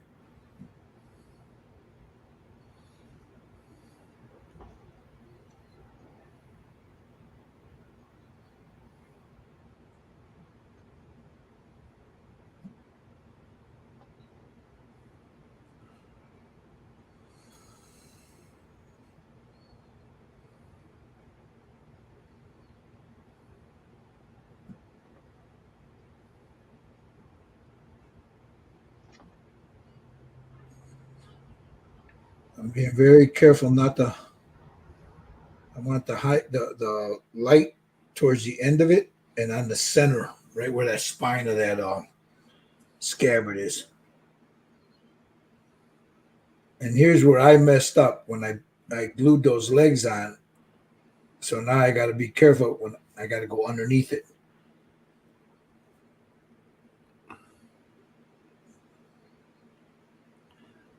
That's what I was worried about, gluing the stuff together and then not being able to get into those. Yeah. I made that. You know, Once I glued it, I said, "Damn it, Gil."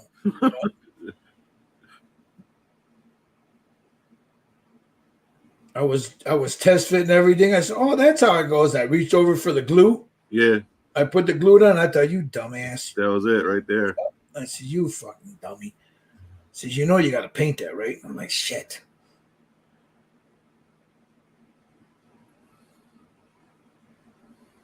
I mean, I can do it. It just makes it more difficult, you know.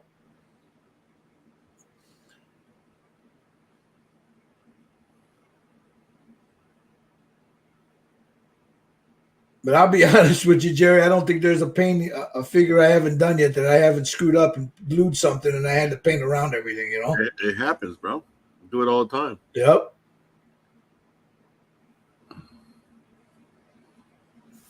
I see how I'm building up that color on that scabbard. I'm just building it up from the darkest to the lightest. Darkest in the center, lightest on the outer. And this is all ink, straight out of the bottle. It hasn't been cut or anything. It's just straight out of the bottle.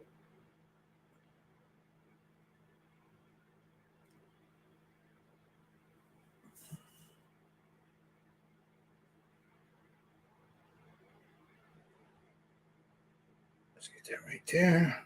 I'll let that dry a little bit, turn them around. Start working on this side.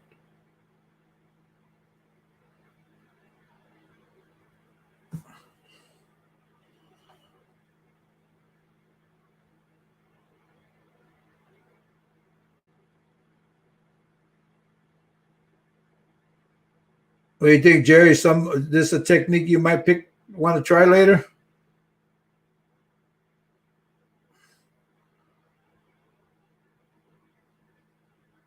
I'm sorry. Yeah, absolutely. Because mine took a long time, and I like the results you're getting out of that.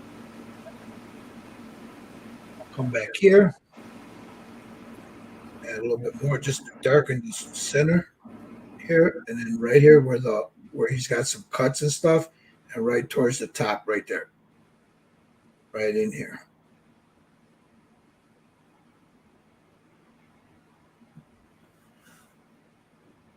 And there's the scabbard.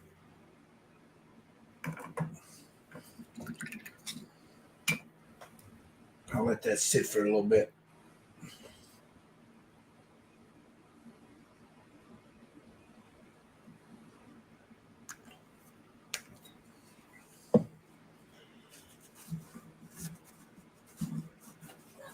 Let me hit that with a blow dryer.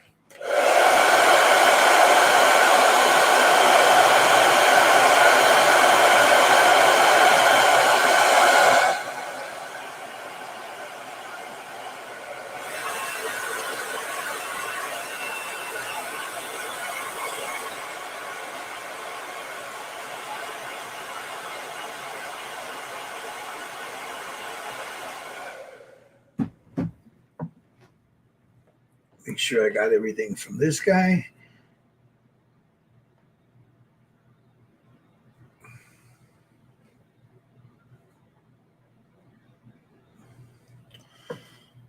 this guy. There wasn't a strap on this one. Let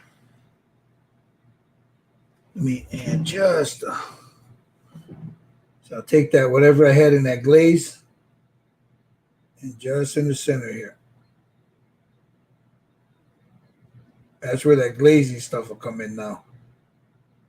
And you just add a little bit more there. You can darken a spot up here and there.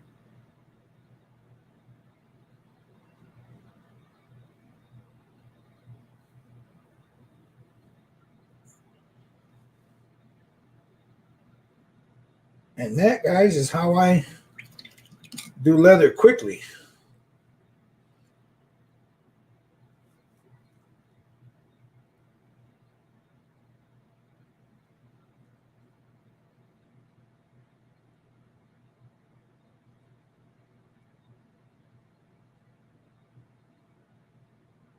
Come in with that glaze and try to make sure that I get everything to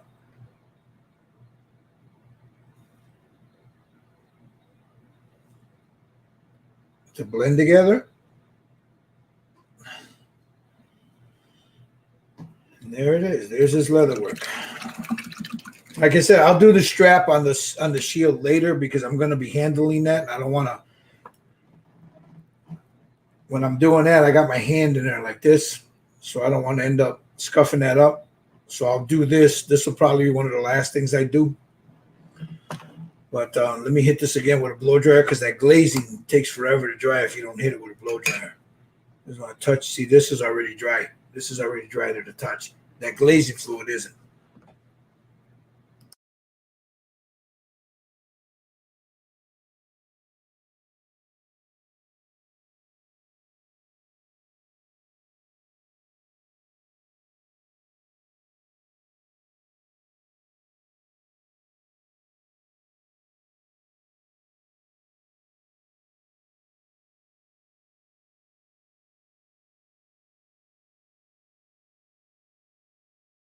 Now here's the cool thing. How dull do you want that leather? Well, you can shoot go up, rattle can all of this. I'm not gonna do that. What I am gonna do is I know a lot of you guys don't want to do this in your home, but I take some of this.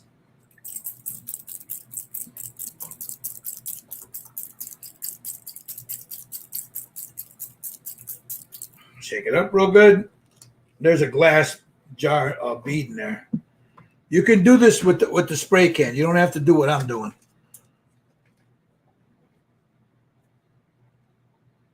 Take about 1, 2, 3, 4, 5, 6, 7, 8, 9, 10. Ah, the hell with it. Just dump it in there.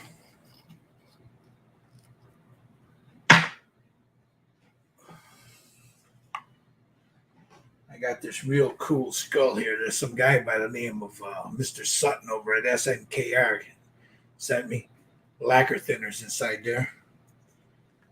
So I don't know how much that was in there. So you want to get it about a 1-to-1 ratio. That's about right there. Yeah, I just eyeball things, man. So if you guys ever ask me, hey, what's the ratio, Gil? The hell if I know. I'll be honest with you. I just dumped it in there. So I'll mix that in. I think I'll need a little bit more in there. I can still see. Still a little bit too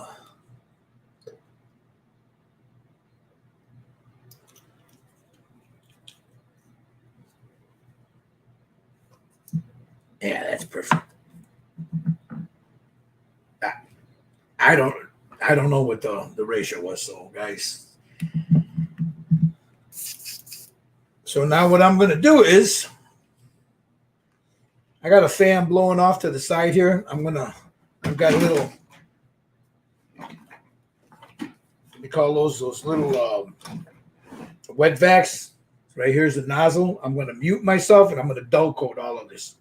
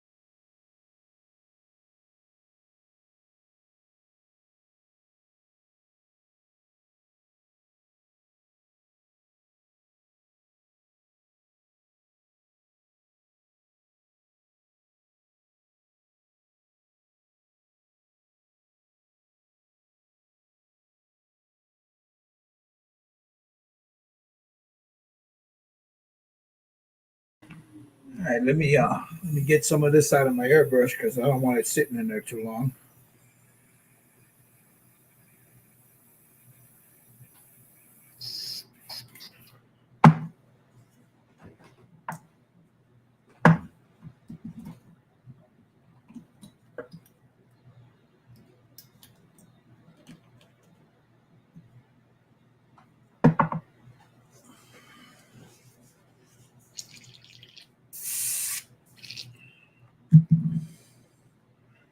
All right, let's see.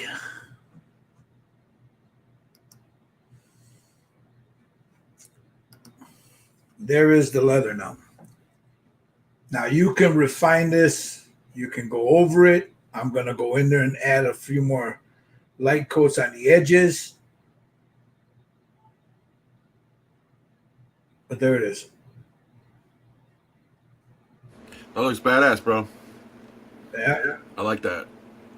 It does look really good. Man, That going in the middle definitely gives it a little age and looks Yeah. worn. I wanted it to be warm. That's what the yellow did. See what the yellow did? Yeah. It gave it that age look to it. You can notice it real good on the scabbard, you know. And there it is. That's how simple it is to do that. And you could play with this. You can do it, you know, you can put the lines in there any way you want. But that's a quick way to do it. Real quick way to do it.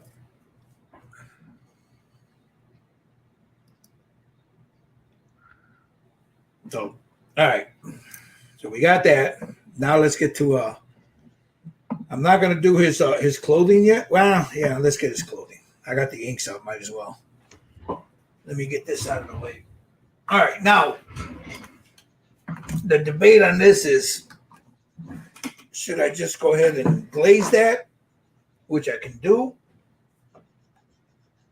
or should I use an ink? So I'm gonna go with a red, but I'm gonna make a glaze.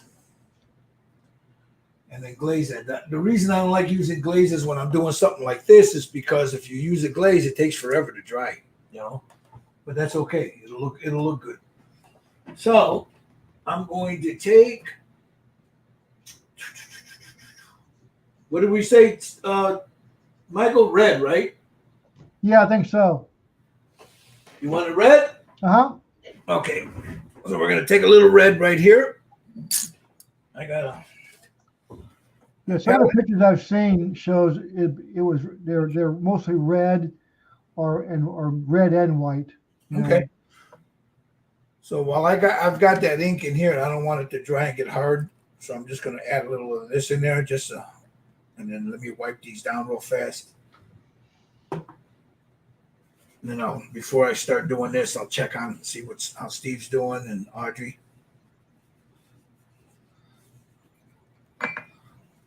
How you doing, Audrey?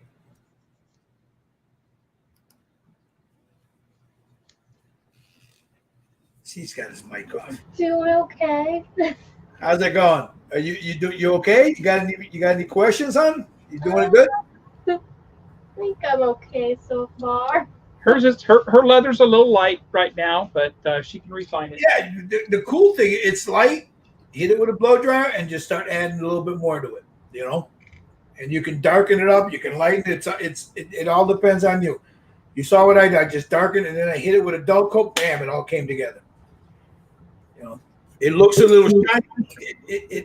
When you're laying it down, it looks a little shiny. But you got to remember, once you hit a dull coat on that, that's when it all boom comes into play. Yeah, blends it all in. Yep, blends it all in.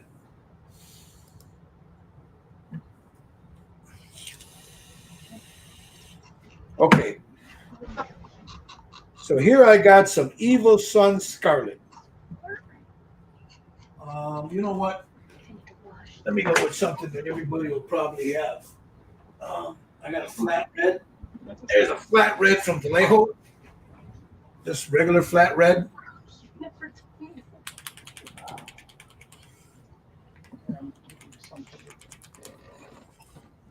Now, once I put the red down and then I go ahead and I seal that, I'm going to dirty that up with ink again. So I'll just put a little bit here. That's all I need.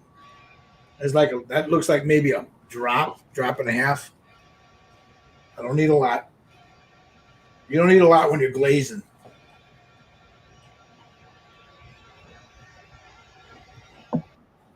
Take my glazing fluid, and then I'll just right on top of that. 1, 2, maybe 3. And then I can thin it down more as I.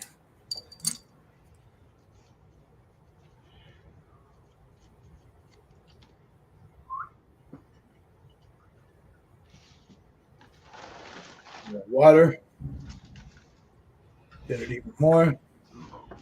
A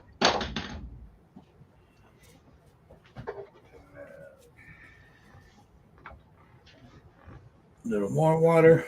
A little more.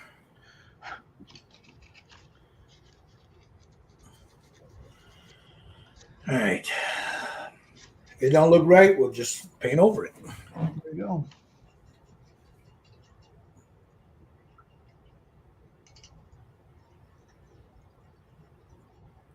So I'm going to build this color up. So the first coat, of course, is going to look like caca.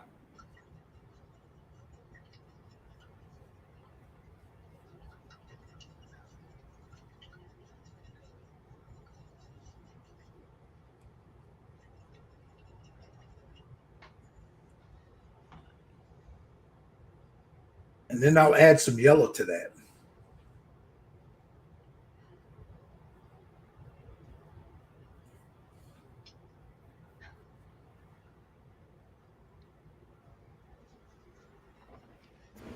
Sorry, I missed it. What color did you put down? That's a flat red. Flat red ink or acrylic? No, it's just Vallejo flat red. Gotcha.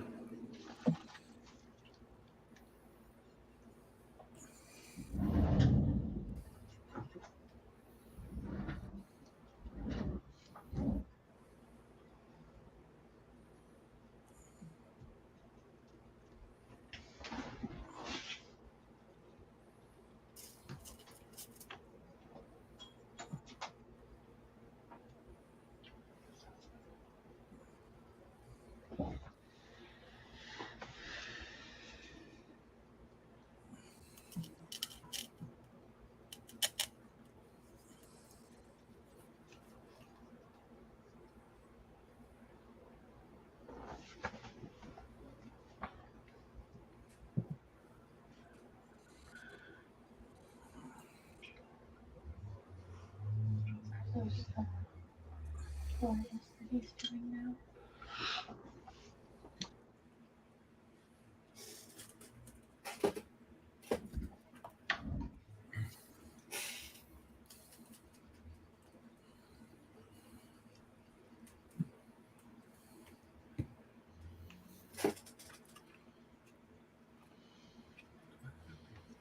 Okay, we got that. Take some of it off the brush.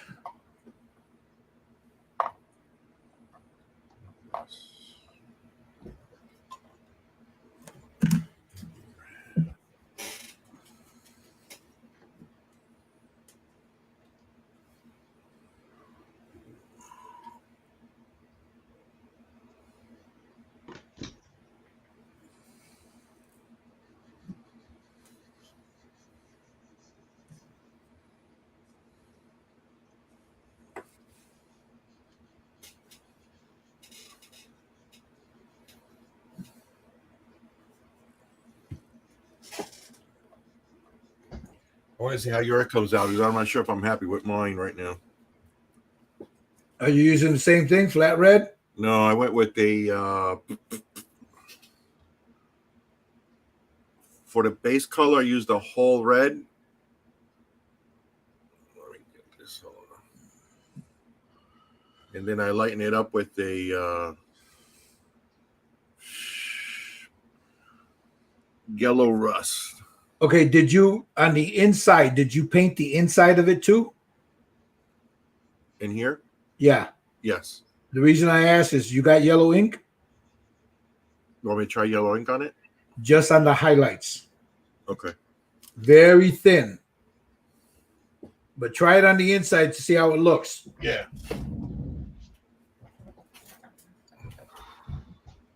Should I use the yellow azo or the regular? No, the yellow azo, because it's a darker yellow.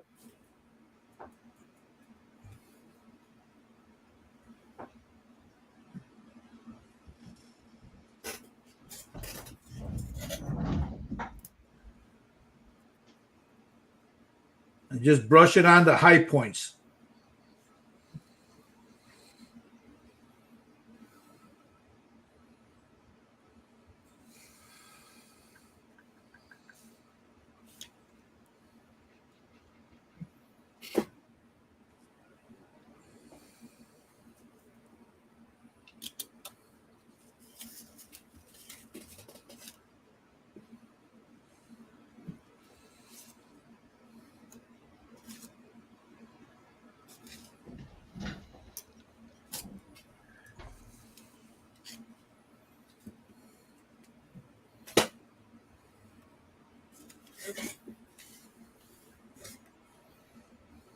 Make sure I get all this. Oh, see, this you're never going to see it, but I want to paint it anyway because his arm is underneath it.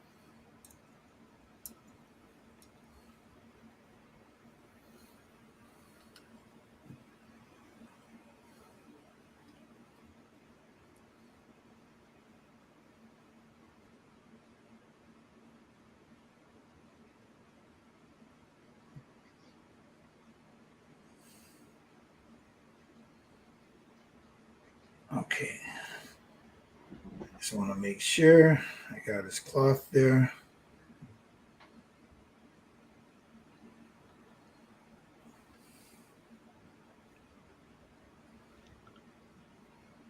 All right. This might be worth thousands when you die. Yeah, really, huh? So I'll take a little bit of this because in here, you can see it. There's just a little bit where it's the stringiness, but it looks like it could be the grizzle. So I want to use some real thin red just to give it that, like there's flesh underneath there. Like right there.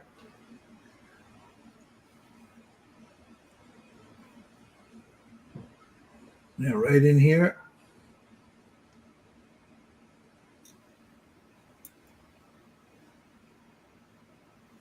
Come on, like shit.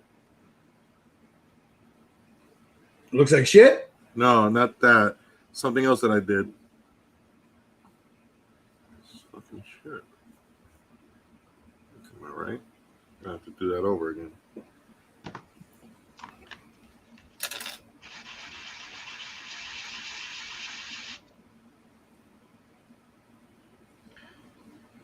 Yeah, as we go over, now you can start adding little detail work to it. And I'm using that red just to give him, like you see in this rib cage there. It looks like there's little strips of grizzle.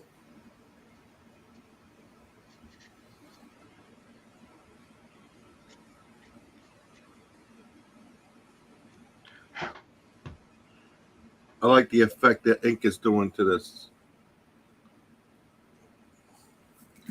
It's giving it a little glow to it, right? That is. Give it a little bit more of a.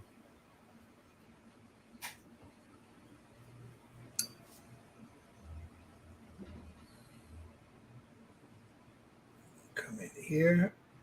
I'll get the inner part of this.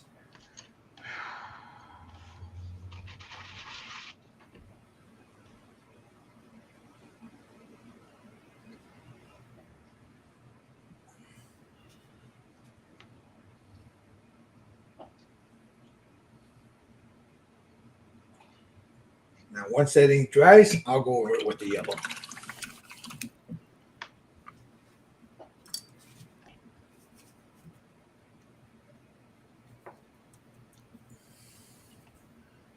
Little azo right there.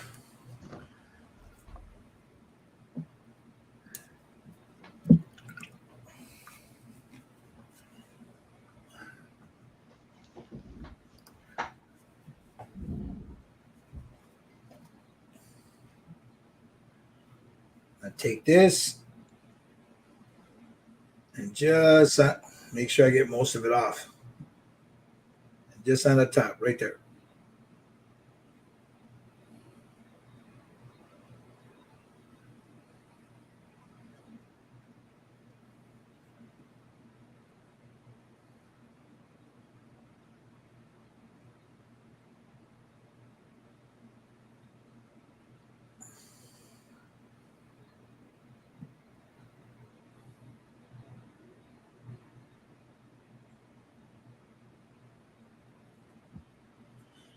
So I knocked that red down, but it's got like a dingy look to it, and that's what I was going after. And then I'll add some ink to that.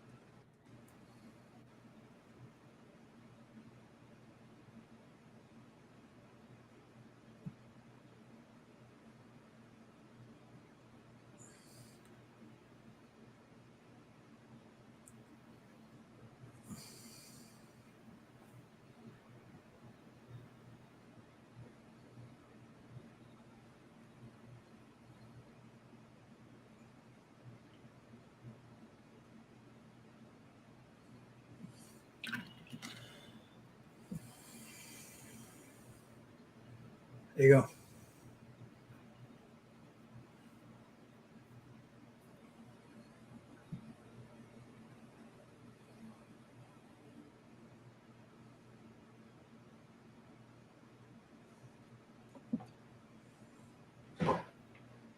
Now, just for shits and giggles, I'm going to try that bright yellow, the cadmium yellow, just a little bit. I want to see how that looks on certain spots. Let's take a little bit of that right there. And then right here on this high point there, right here, down there.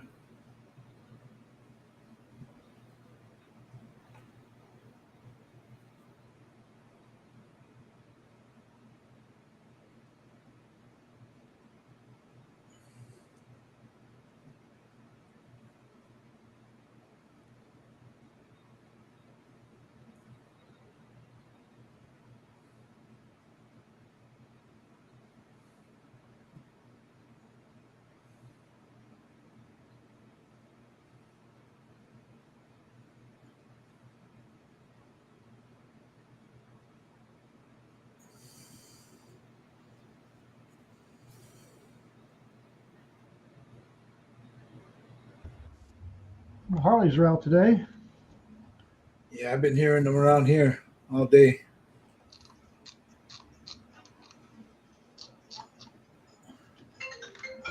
Whoops. Cancel it.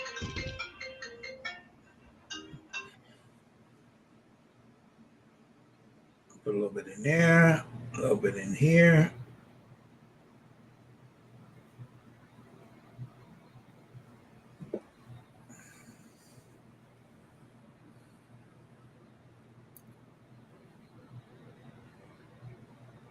Okay. There's his clothing there. There's some here.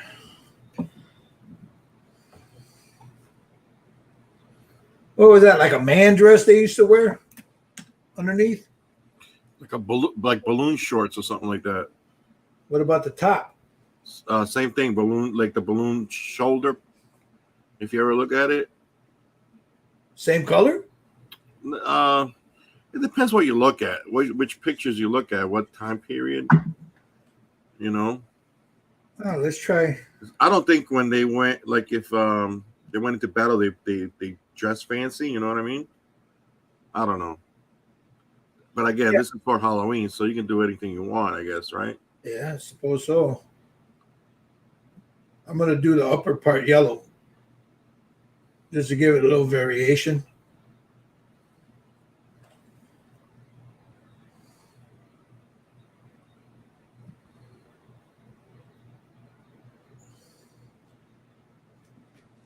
like some of the pictures you look at, they have like a yellow and red, or yellow maroon, like a mustard yellow. Yeah, that's kind of what I went with the top here. See that? Yeah, like a linen white. Yeah. So I guess you could pick and choose which one you want to do. Yep. I'll take a little bit of this white that I got here, so I can make a highlight.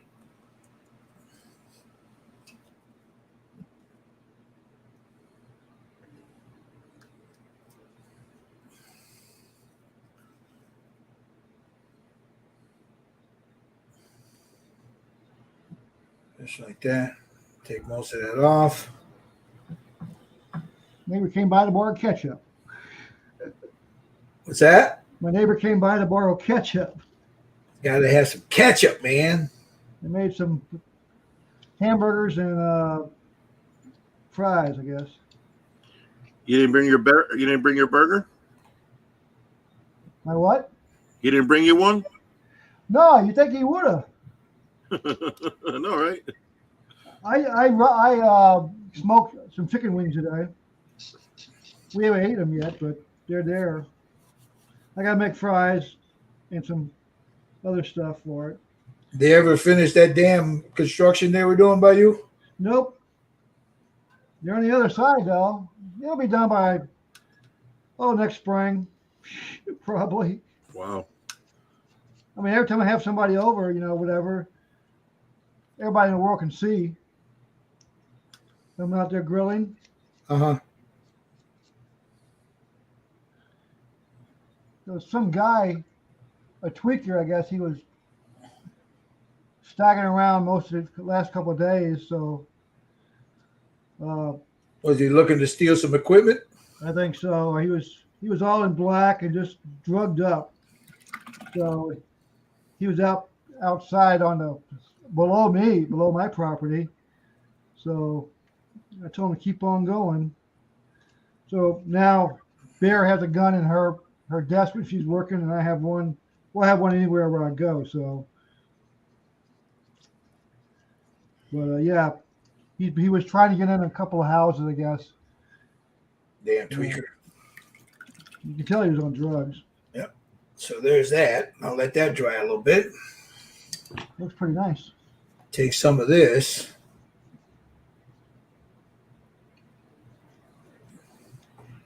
Just for a highlight.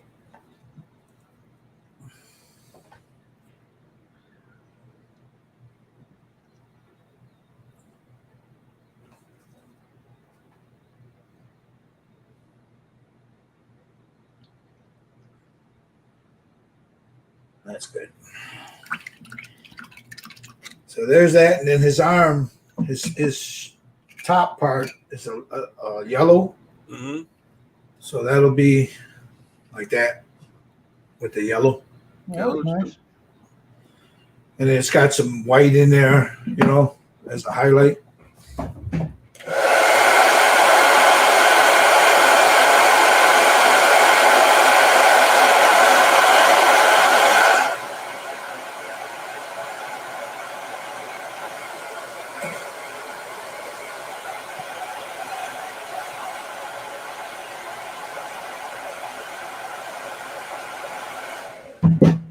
All right, there's his I'm gonna go in with ink, but I want to see where everybody's at. And then I'm gonna go in with some ink. Some darker ink just to give it shadows. Never use black for shadows. Never. Black is not natural to nature. I had this discussion with Thorne. And he was telling me, he says, Grandpa, why don't you don't use black for a shadow? We were on our way to karate. So we get out of the car and the sun's beating. And I said, look at your shadow. I said, what color is it? He said, well, it looks like a gray, Grandpa. I said, yeah. I said, look at my shirt. I had a black shirt on. I said, what color is it? He said, well, there's gray, there's this. I said, yeah, it's not, black is not natural. No. It's a man-made color. Let's take a look at Steve-O.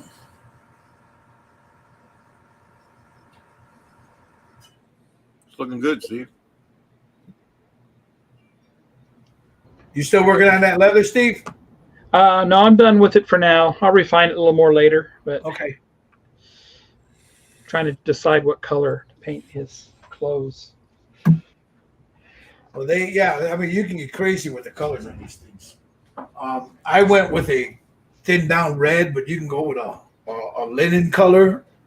You can use what you got there, and just whatever that base was, add some white to it, and just dry brush it over the top. There's your linen color, or you can go with color. You know. Yeah. But it looks good. I like that. How's Audrey's looking? Let me see Audrey's. Let's see.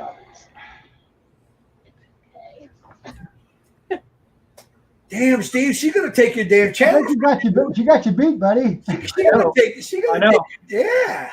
I want to see Audrey building some cars now. Oh man, that looks good, Audrey. Nice job. Yeah.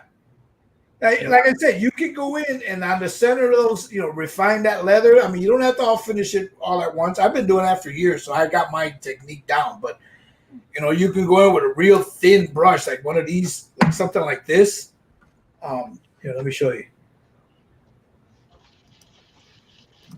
Like something like that with a real thin point, sharp point, and then just right in the center. You just lay it down in there and darken it up, if that's what you're after, Yeah.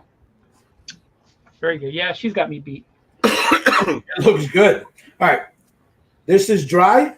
I'm going to go hit this with a dull coat. Give me a second. I'll be right back. I think I'm going to use this stuff. Right, right. Yeah, I think I want to go with next to purple. Some of those lens too.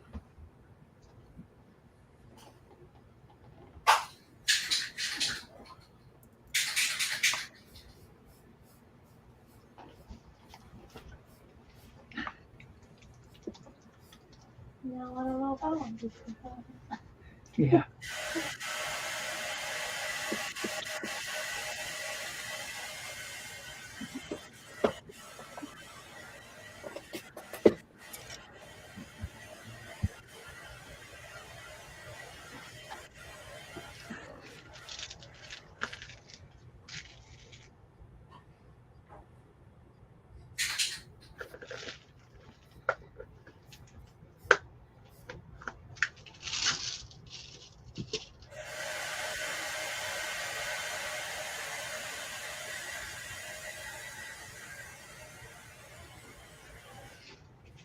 So, All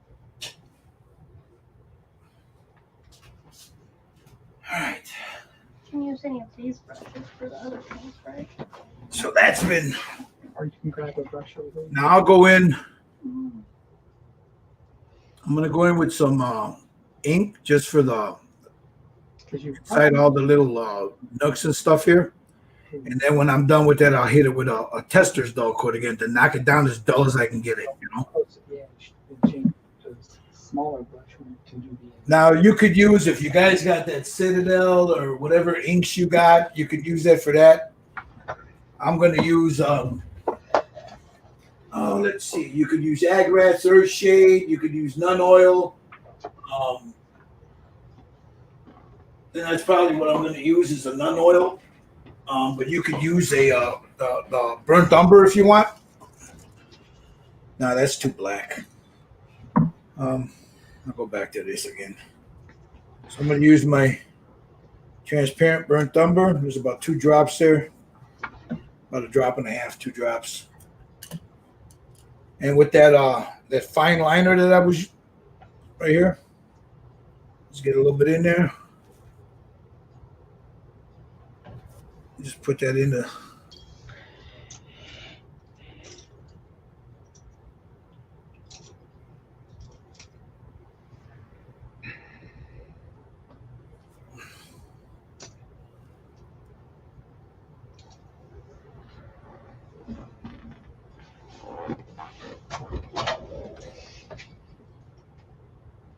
Yeah, that's a pretty purple.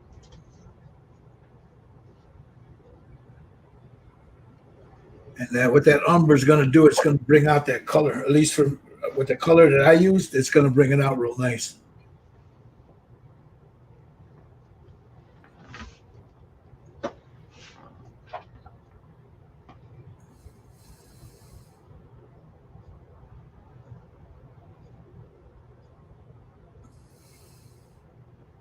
And I'm going to use the same technique as I did with the leather, just to stipple it in there.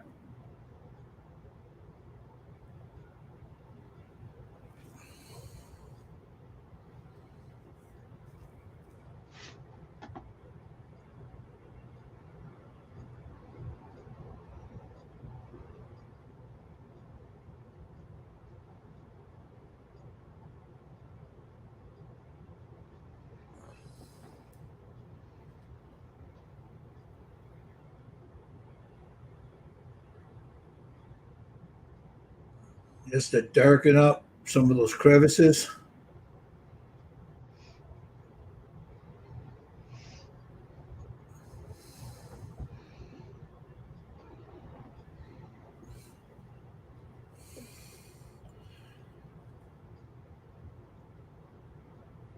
You like it, Michael? Yeah, it looks really super nice.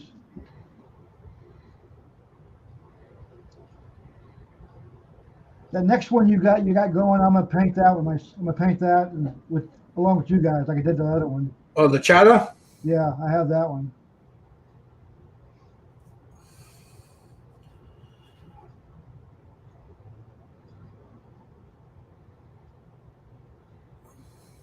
And I have the Medusa. I need to work on that.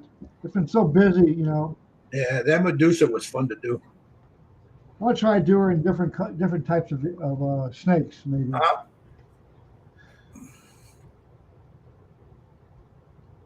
Like a green viper or something like that, or I don't know.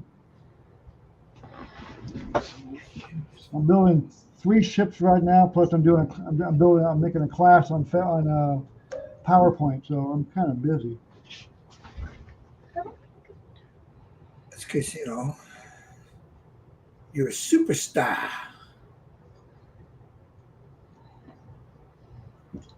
So you see, I'm the same way I did the leather up there, and then I'm going to hit that with a dull coat to knock it down. Uh-huh. So that's the same thing that I did with the leather. I'm doing right here. I'm just in the bottom, staining it, letting it pull up in certain areas, pulling it from others.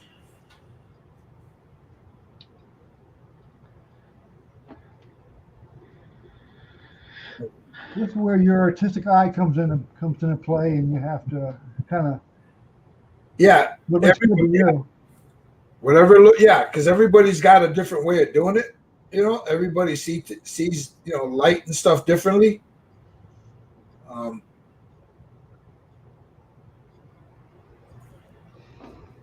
That's why I always tell her, does it look good to you? Yeah, okay. Is that what you wanted? Yeah, then it's good.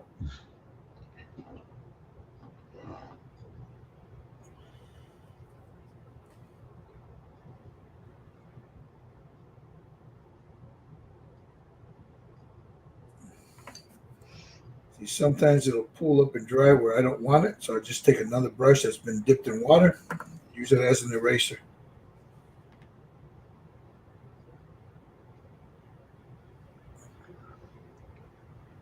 That's why I love winter in Iowa. I get to stay in here about 12 hours, 13 hours a day. There you go. Just live here down there. It's supposed to cool off, man. We had some really nice days last week, and then they got warm again. Now it's supposed to cool off again. I can't wait. I like the fall.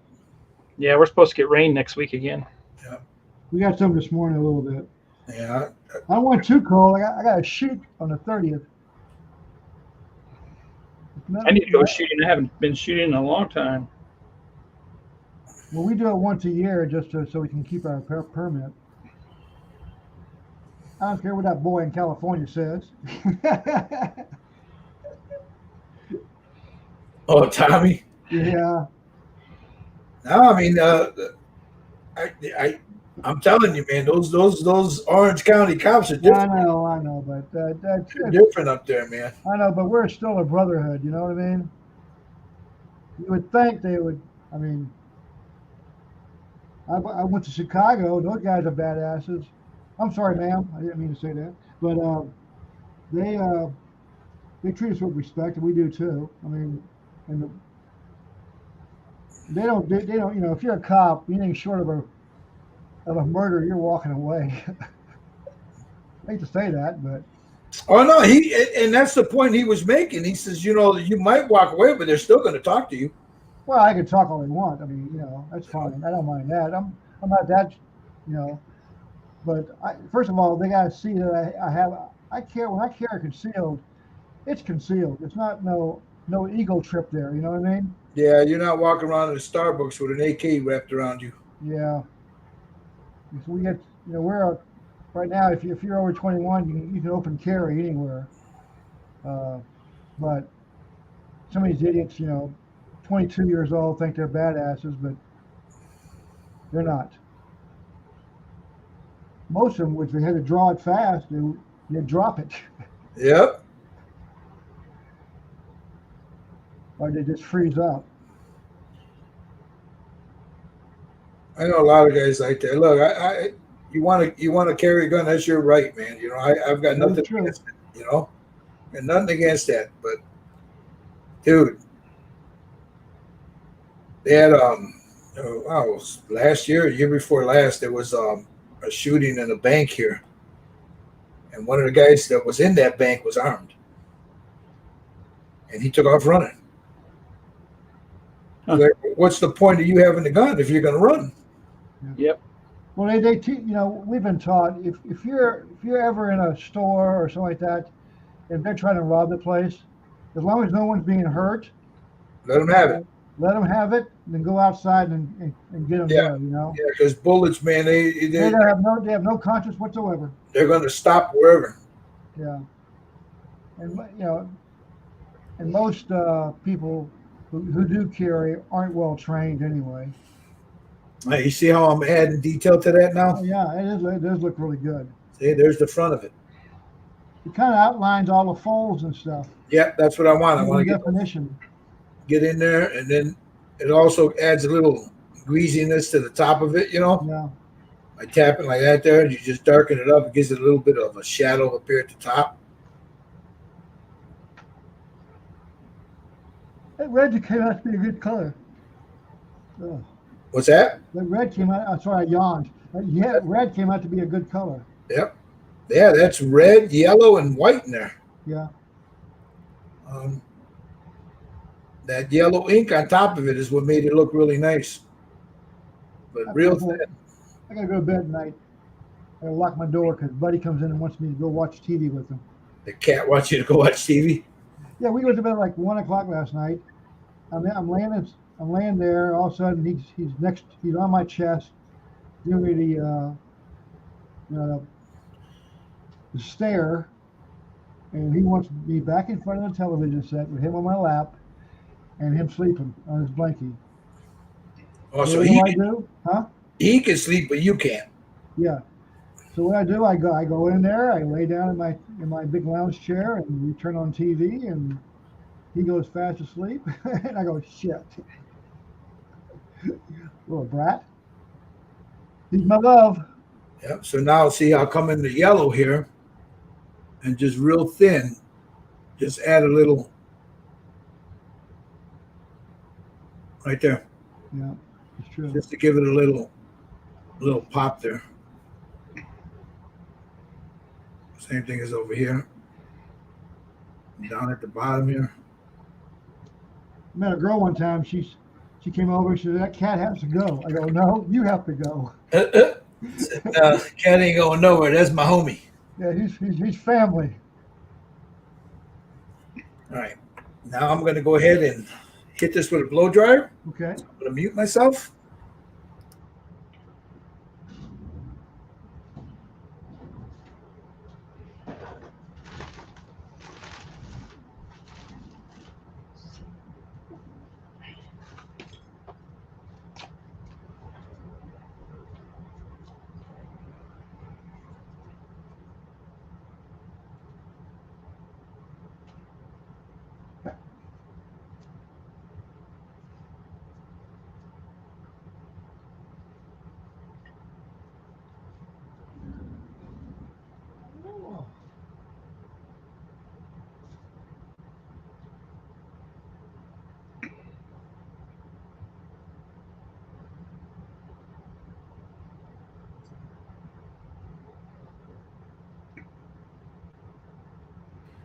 All right, now I'm going to mix up again a couple of drops of that dull coat because I want this flat.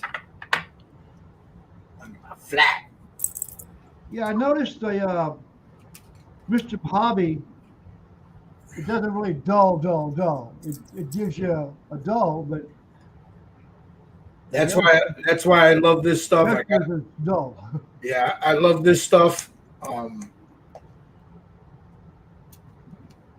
I keep hearing people saying that they're not making it anymore. I don't know, They are.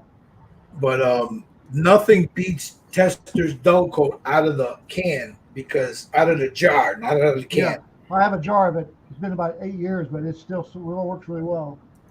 Because the good thing about this is you can make it is you can by add more lacquer thinner in there.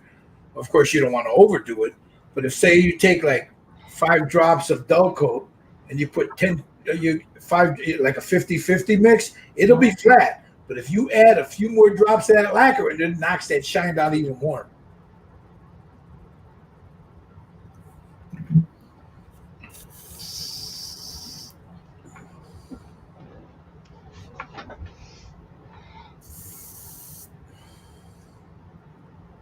I'll go ahead and knock that down.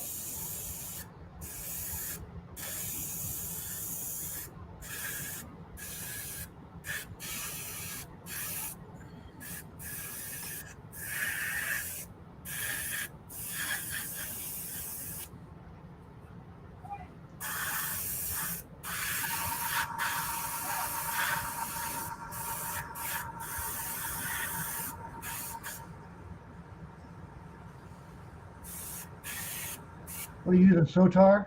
Yeah. Yeah, that's the best one I've found for small detail work. Oh yeah. I mean, there's the Iwatas are nice, but you know what? You can't beat the Sotar. You really can't. Yeah, I gave who was it? Who lives in Florida? I gave his daughter my my Iwata. So see now, I'll show you what this looks like all dulled down. And then once that's done, I don't know if you guys want to keep going. We can do the shield. It's up to everybody else. I'm just watching. Yeah. I'm gonna have to leave after I'm done with this. That's okay. Yeah, so you guys can continue, but I'm not gonna be able to stay.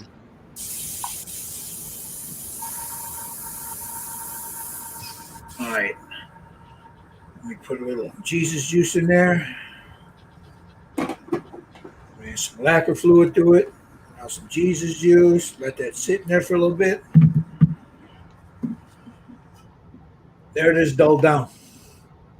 Oh yeah. That looks great. Oh, that's a different color too, isn't it? Yep.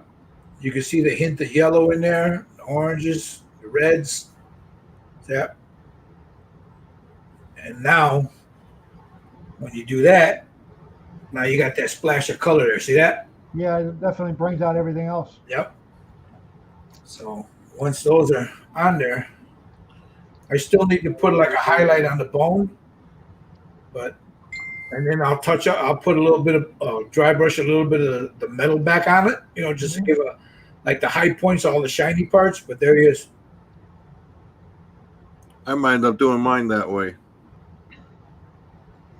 What this? Yeah. Yeah, when we first thought it was fur, I did some research and it came out it wasn't. It was mostly, they wore these big pants and stuff. Yeah, the balloon pants. Yeah, pantaloons or whatever they call them. They were. Yeah, because when I first looked at this, I'm like, that's fur. But I guess that's just the way he sculpted it. Right, And fur is hard to paint. I did it for the sea chest on one of my Viking ships, and they had fur on them, as a covering. It came out okay. It looked pretty decent, but I had to do a lot of research and mostly whites and a little bit of blacks and stuff, and then grays streaking in. All right, where am I at here? Okay. Now out comes this. What? Don't drop it, dumbass. Oil paint. I've had it leaching since the beginning here. So let me put this over here. Grab that. All right, Steve-O, where you at, buddy? All right. I just got my first coat on the The going clothing? with the purple. Or I think we're both going with the purple. Okay. Hey, Steve, if your daughter ever decides to do ships, I'll send her a Heller Roman ship, a little, the small one, about Mm-hmm. maybe 9 inches, 10 inches maybe long. I'll send her that for free. She can have that and see how she does on it. Maybe if she ever decides to do that. Yeah, I'd love to do that. All right. While Steve is doing that, I'm going to go ahead and start getting ready to do this.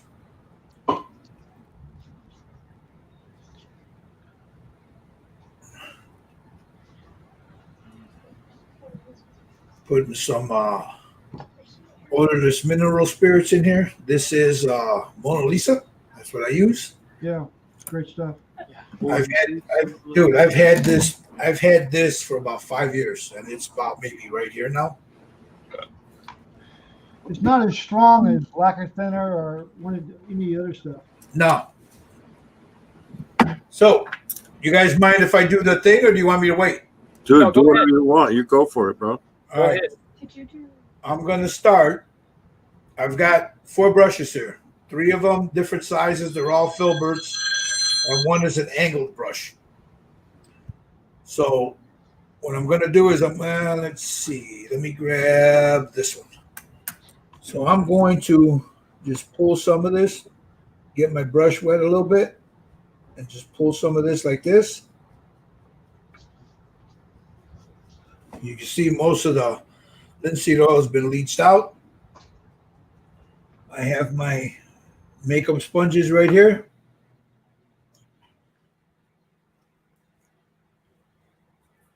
And then I'm just going to go in.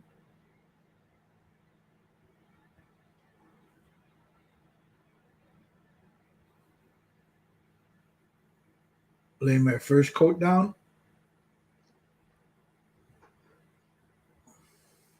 Some of my oil paints are about 50 years old. I still use them. As long as they work, right? Yeah. And I think in those days it's a better quality oil paint. The older stuff, yeah. The older stuff. They used to go cheap on eBay, not anymore. They go for expensive.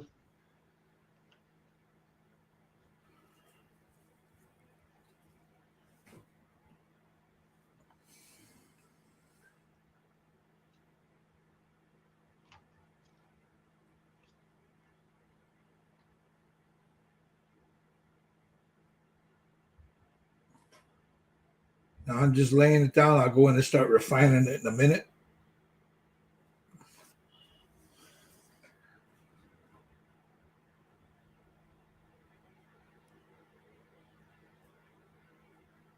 You do what I do. You use that base coat as a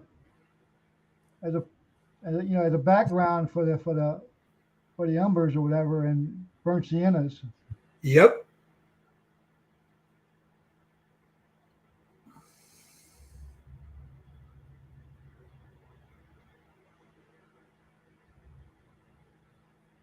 I'll pull a little bit of this red in here. Just a little bit. Take most of it off.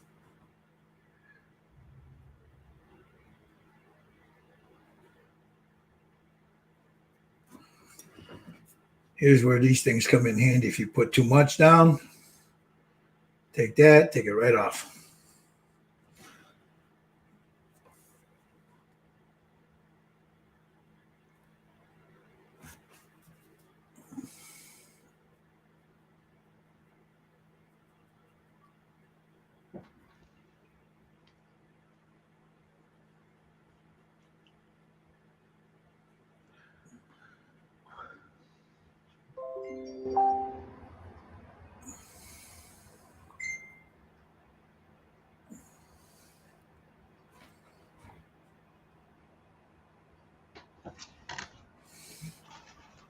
That's Michael Lang. I'll have to check and see what he's doing.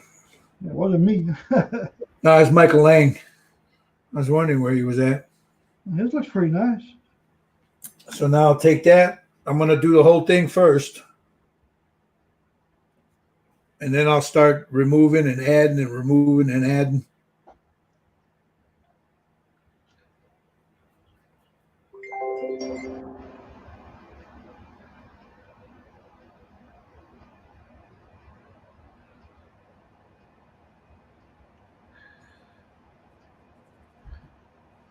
I don't whack my cat.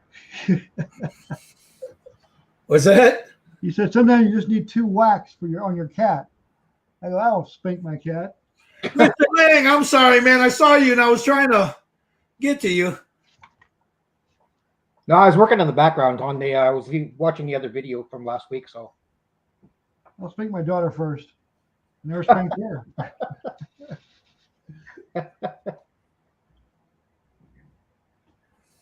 Yeah, so everything went better today. Good. I'm happy with it. I just got to do the burnt umber shading on the bones, the boneyard.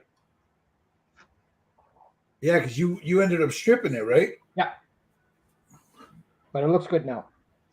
That Citadel bone is pretty good to use sometimes. Yeah.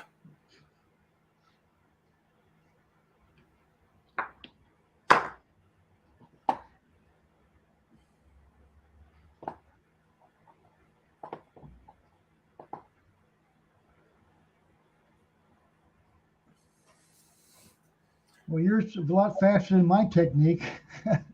Well, I'll go in there and refine it a little bit more. I'm just laying down the base of it. Yeah, I know. Mine's about a 3 to 4 week process. Oh no, I can have this. This will be ready to be sealed a day or so. Yeah.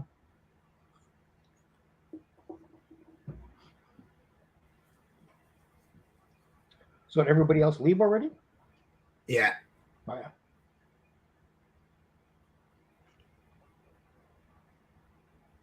All right. So now I'll clean that brush off.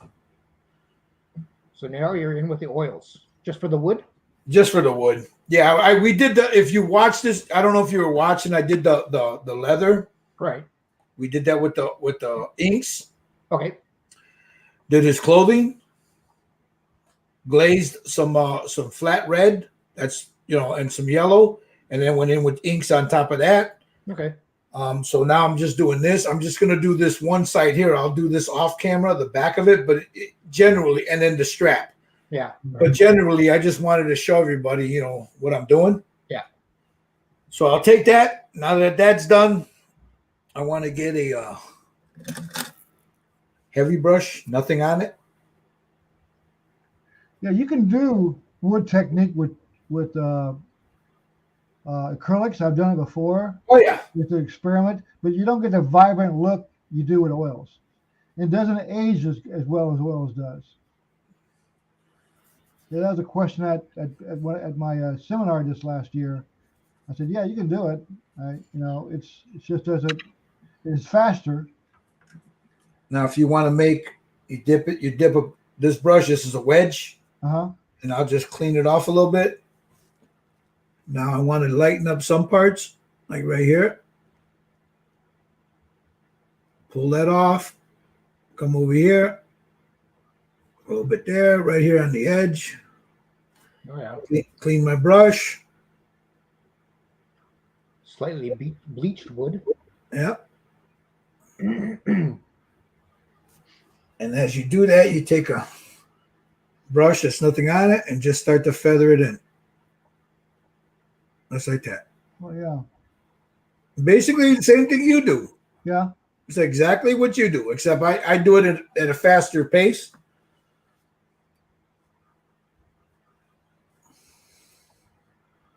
Come down here. Right about here. Wherever you want that wood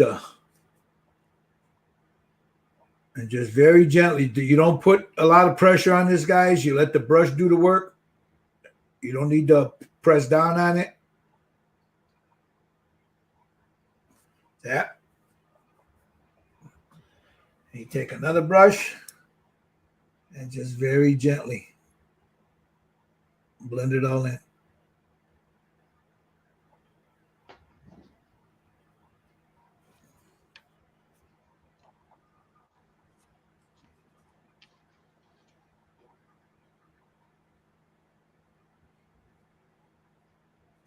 It's like that.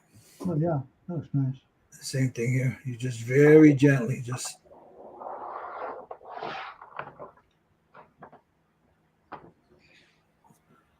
It's like that. Now I'm going up and down because anytime I've ever seen a shield, the wood, the grain's going up and down. Yeah. You know. So I'll come here on the edge just a little bit, pull that like that. Come down here. Again, that's an angled brush, so I'm using the angle on it. Maybe right here. Pull a little bit right here off, and then right about here. Take my, that one there is wet. I don't want to use that. Take the brush that where did I do it? Here it is. And just very gently work that.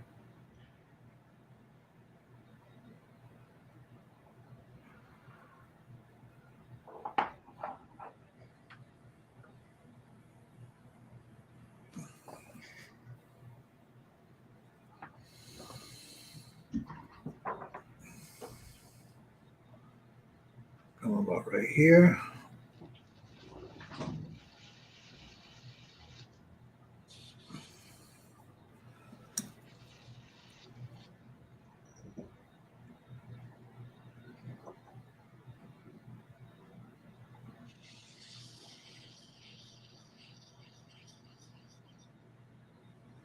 That.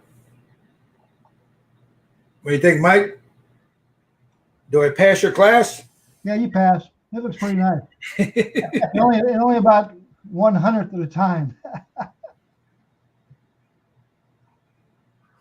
Because I do a yellow, then I do this, and I do that, and all of a sudden, 2 weeks later, I have a shield.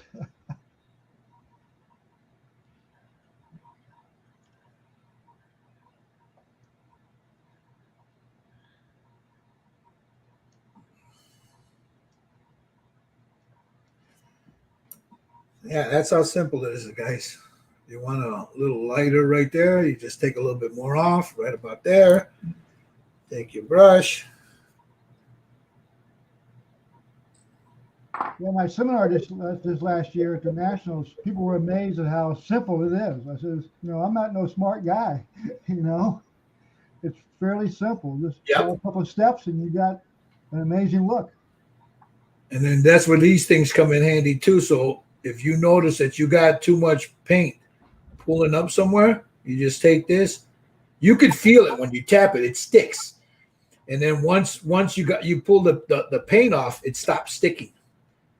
So that's when you know. And then this will be ready to be matte coated in a day or so. Yeah. See, I can feel it. Like here, I can feel it sticking. And then it stops. That means I pulled most of it off. But I'm not smearing it. I'm just dabbing it. And ask your daughter before you can borrow her makeup brush. Makeup. Oh, dude, they come and borrow my stuff. What are you talking about?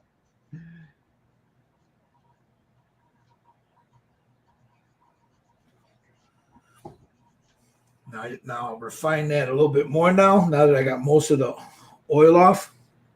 I'll come in and just go on a couple of spots there.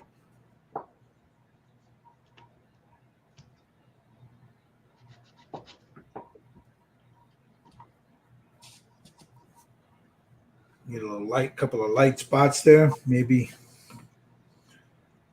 maybe lighten this up a little bit more. And right here.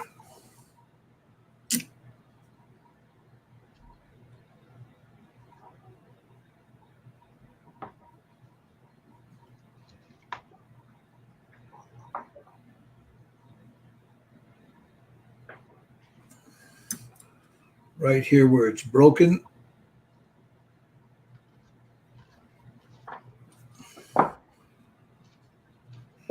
Take my brush. Just pull that down.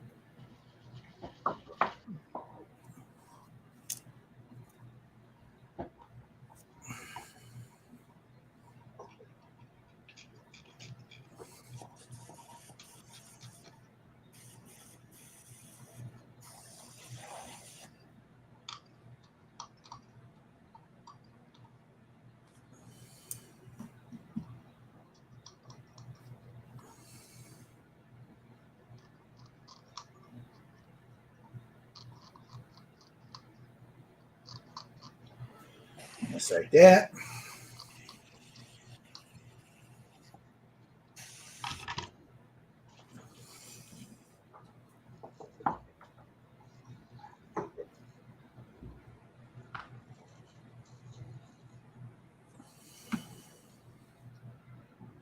Come in here. Let me pull that right there.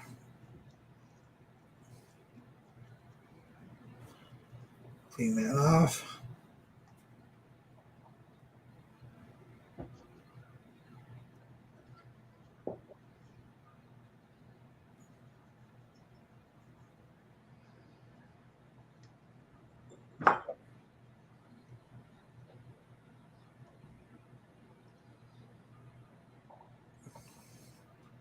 Try to follow this crack.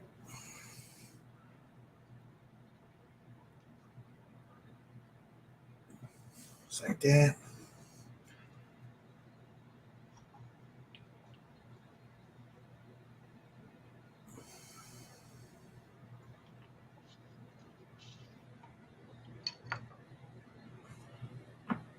Yeah. Oh, yeah. Yeah.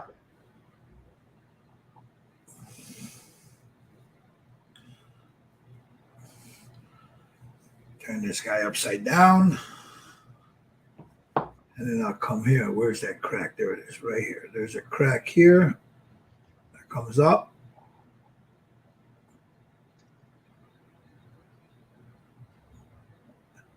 And then right alongside here.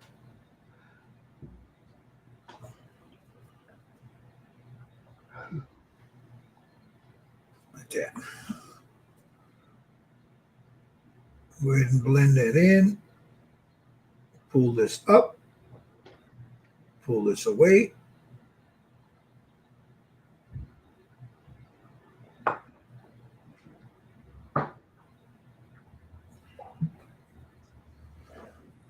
And there's that little scratch right there.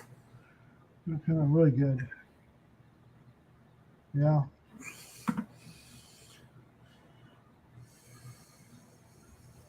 There's a scratch right here.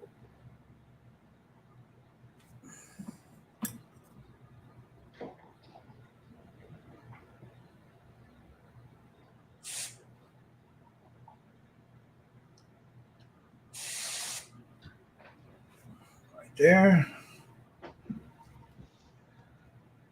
I'm going to put one here. There's not one there, but I'm going to put one there anyway.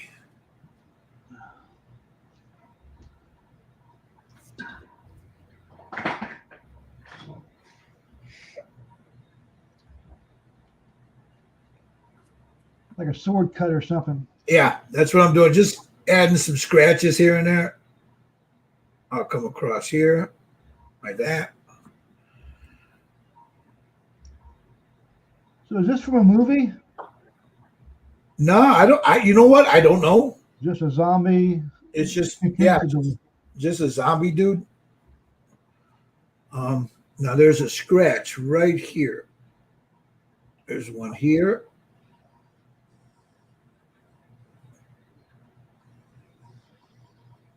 And it comes down. And then there's one right there.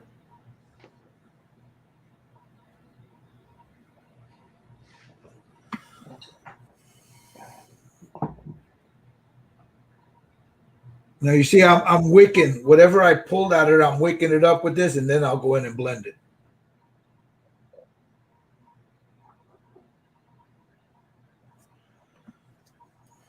I want this scratch a little deeper,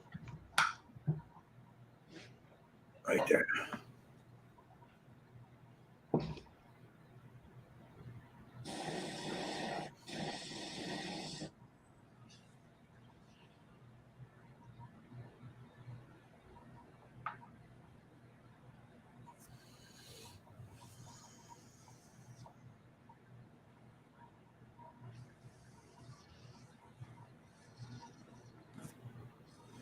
See here, there's a scratch right there. And there's one right here.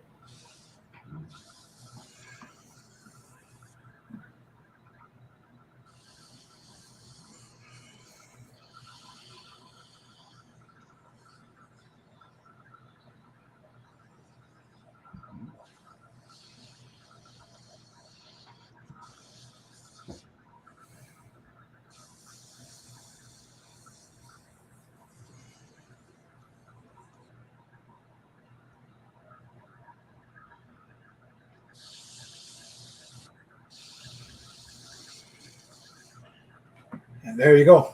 There's the shield. Came out really, really good. Amazing. There it is. Now you could go in and keep adding more to it, keep whatever. But we're gonna add, once this dries, I'm gonna add some verdigris in there, some dirt, some little, like in here, Yeah. right in there. They'll have a little green rust coming up through there, and then down in here will be dirty, and that. Yeah. So yeah, but there it is. Looks nice. Especially the hub. Has Yeah, different very nice. shadows in it. See, you just take your little brush and just make sure wherever you see that paint that's heavy, just pull it out of there. Like in that corner there. Take this guy again and just. So we just mix like purple and white and then do like highlights with white or purple. I want Wait One for it to flat. dry. There it is. There it is. Seems like it's not like Very nice. maybe not as glossy. So, let me set this like this here. I don't So know. what I'm gonna do Metal. is I'm gonna stop this from being live, but we'll stick around if you guys want to, if you need more help. So I want to tell everybody that's watching, thank you all again for watching. I really appreciate it. We really do. The guys love it. And Audrey, can't forget Audrey. So also, let me see, is that right there? Yeah. Nope, wrong thing. If I hit the wrong thing. Give me a second and let me delete that. There you go. Yeah, she's the future of our modeling. Yep, she is. What? Future of modeling. Oh, yeah. She's always been better at things than I have been. Not really. She's usually the first one to catch the fish when we go fishing. No. That's the way it's supposed to be, isn't it? Yeah. It's Heather. I got trash.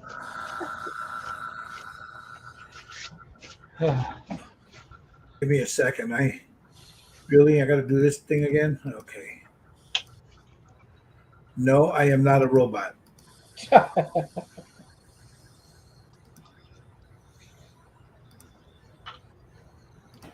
Give me a second here.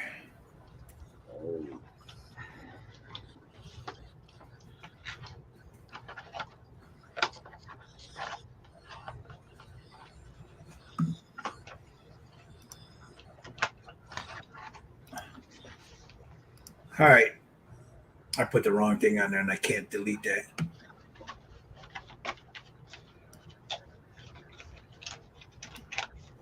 Oh well. Again, like I was saying, thank you guys for watching. all you guys that stuck with us. I mean, there's 80 of you guys watching now. There was more earlier.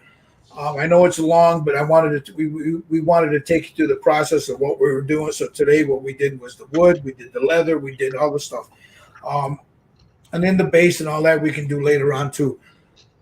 I'm gonna put on the thing here. I have my if this is of any use to you guys, give me a thumbs up, give me a like, help push the algorithm.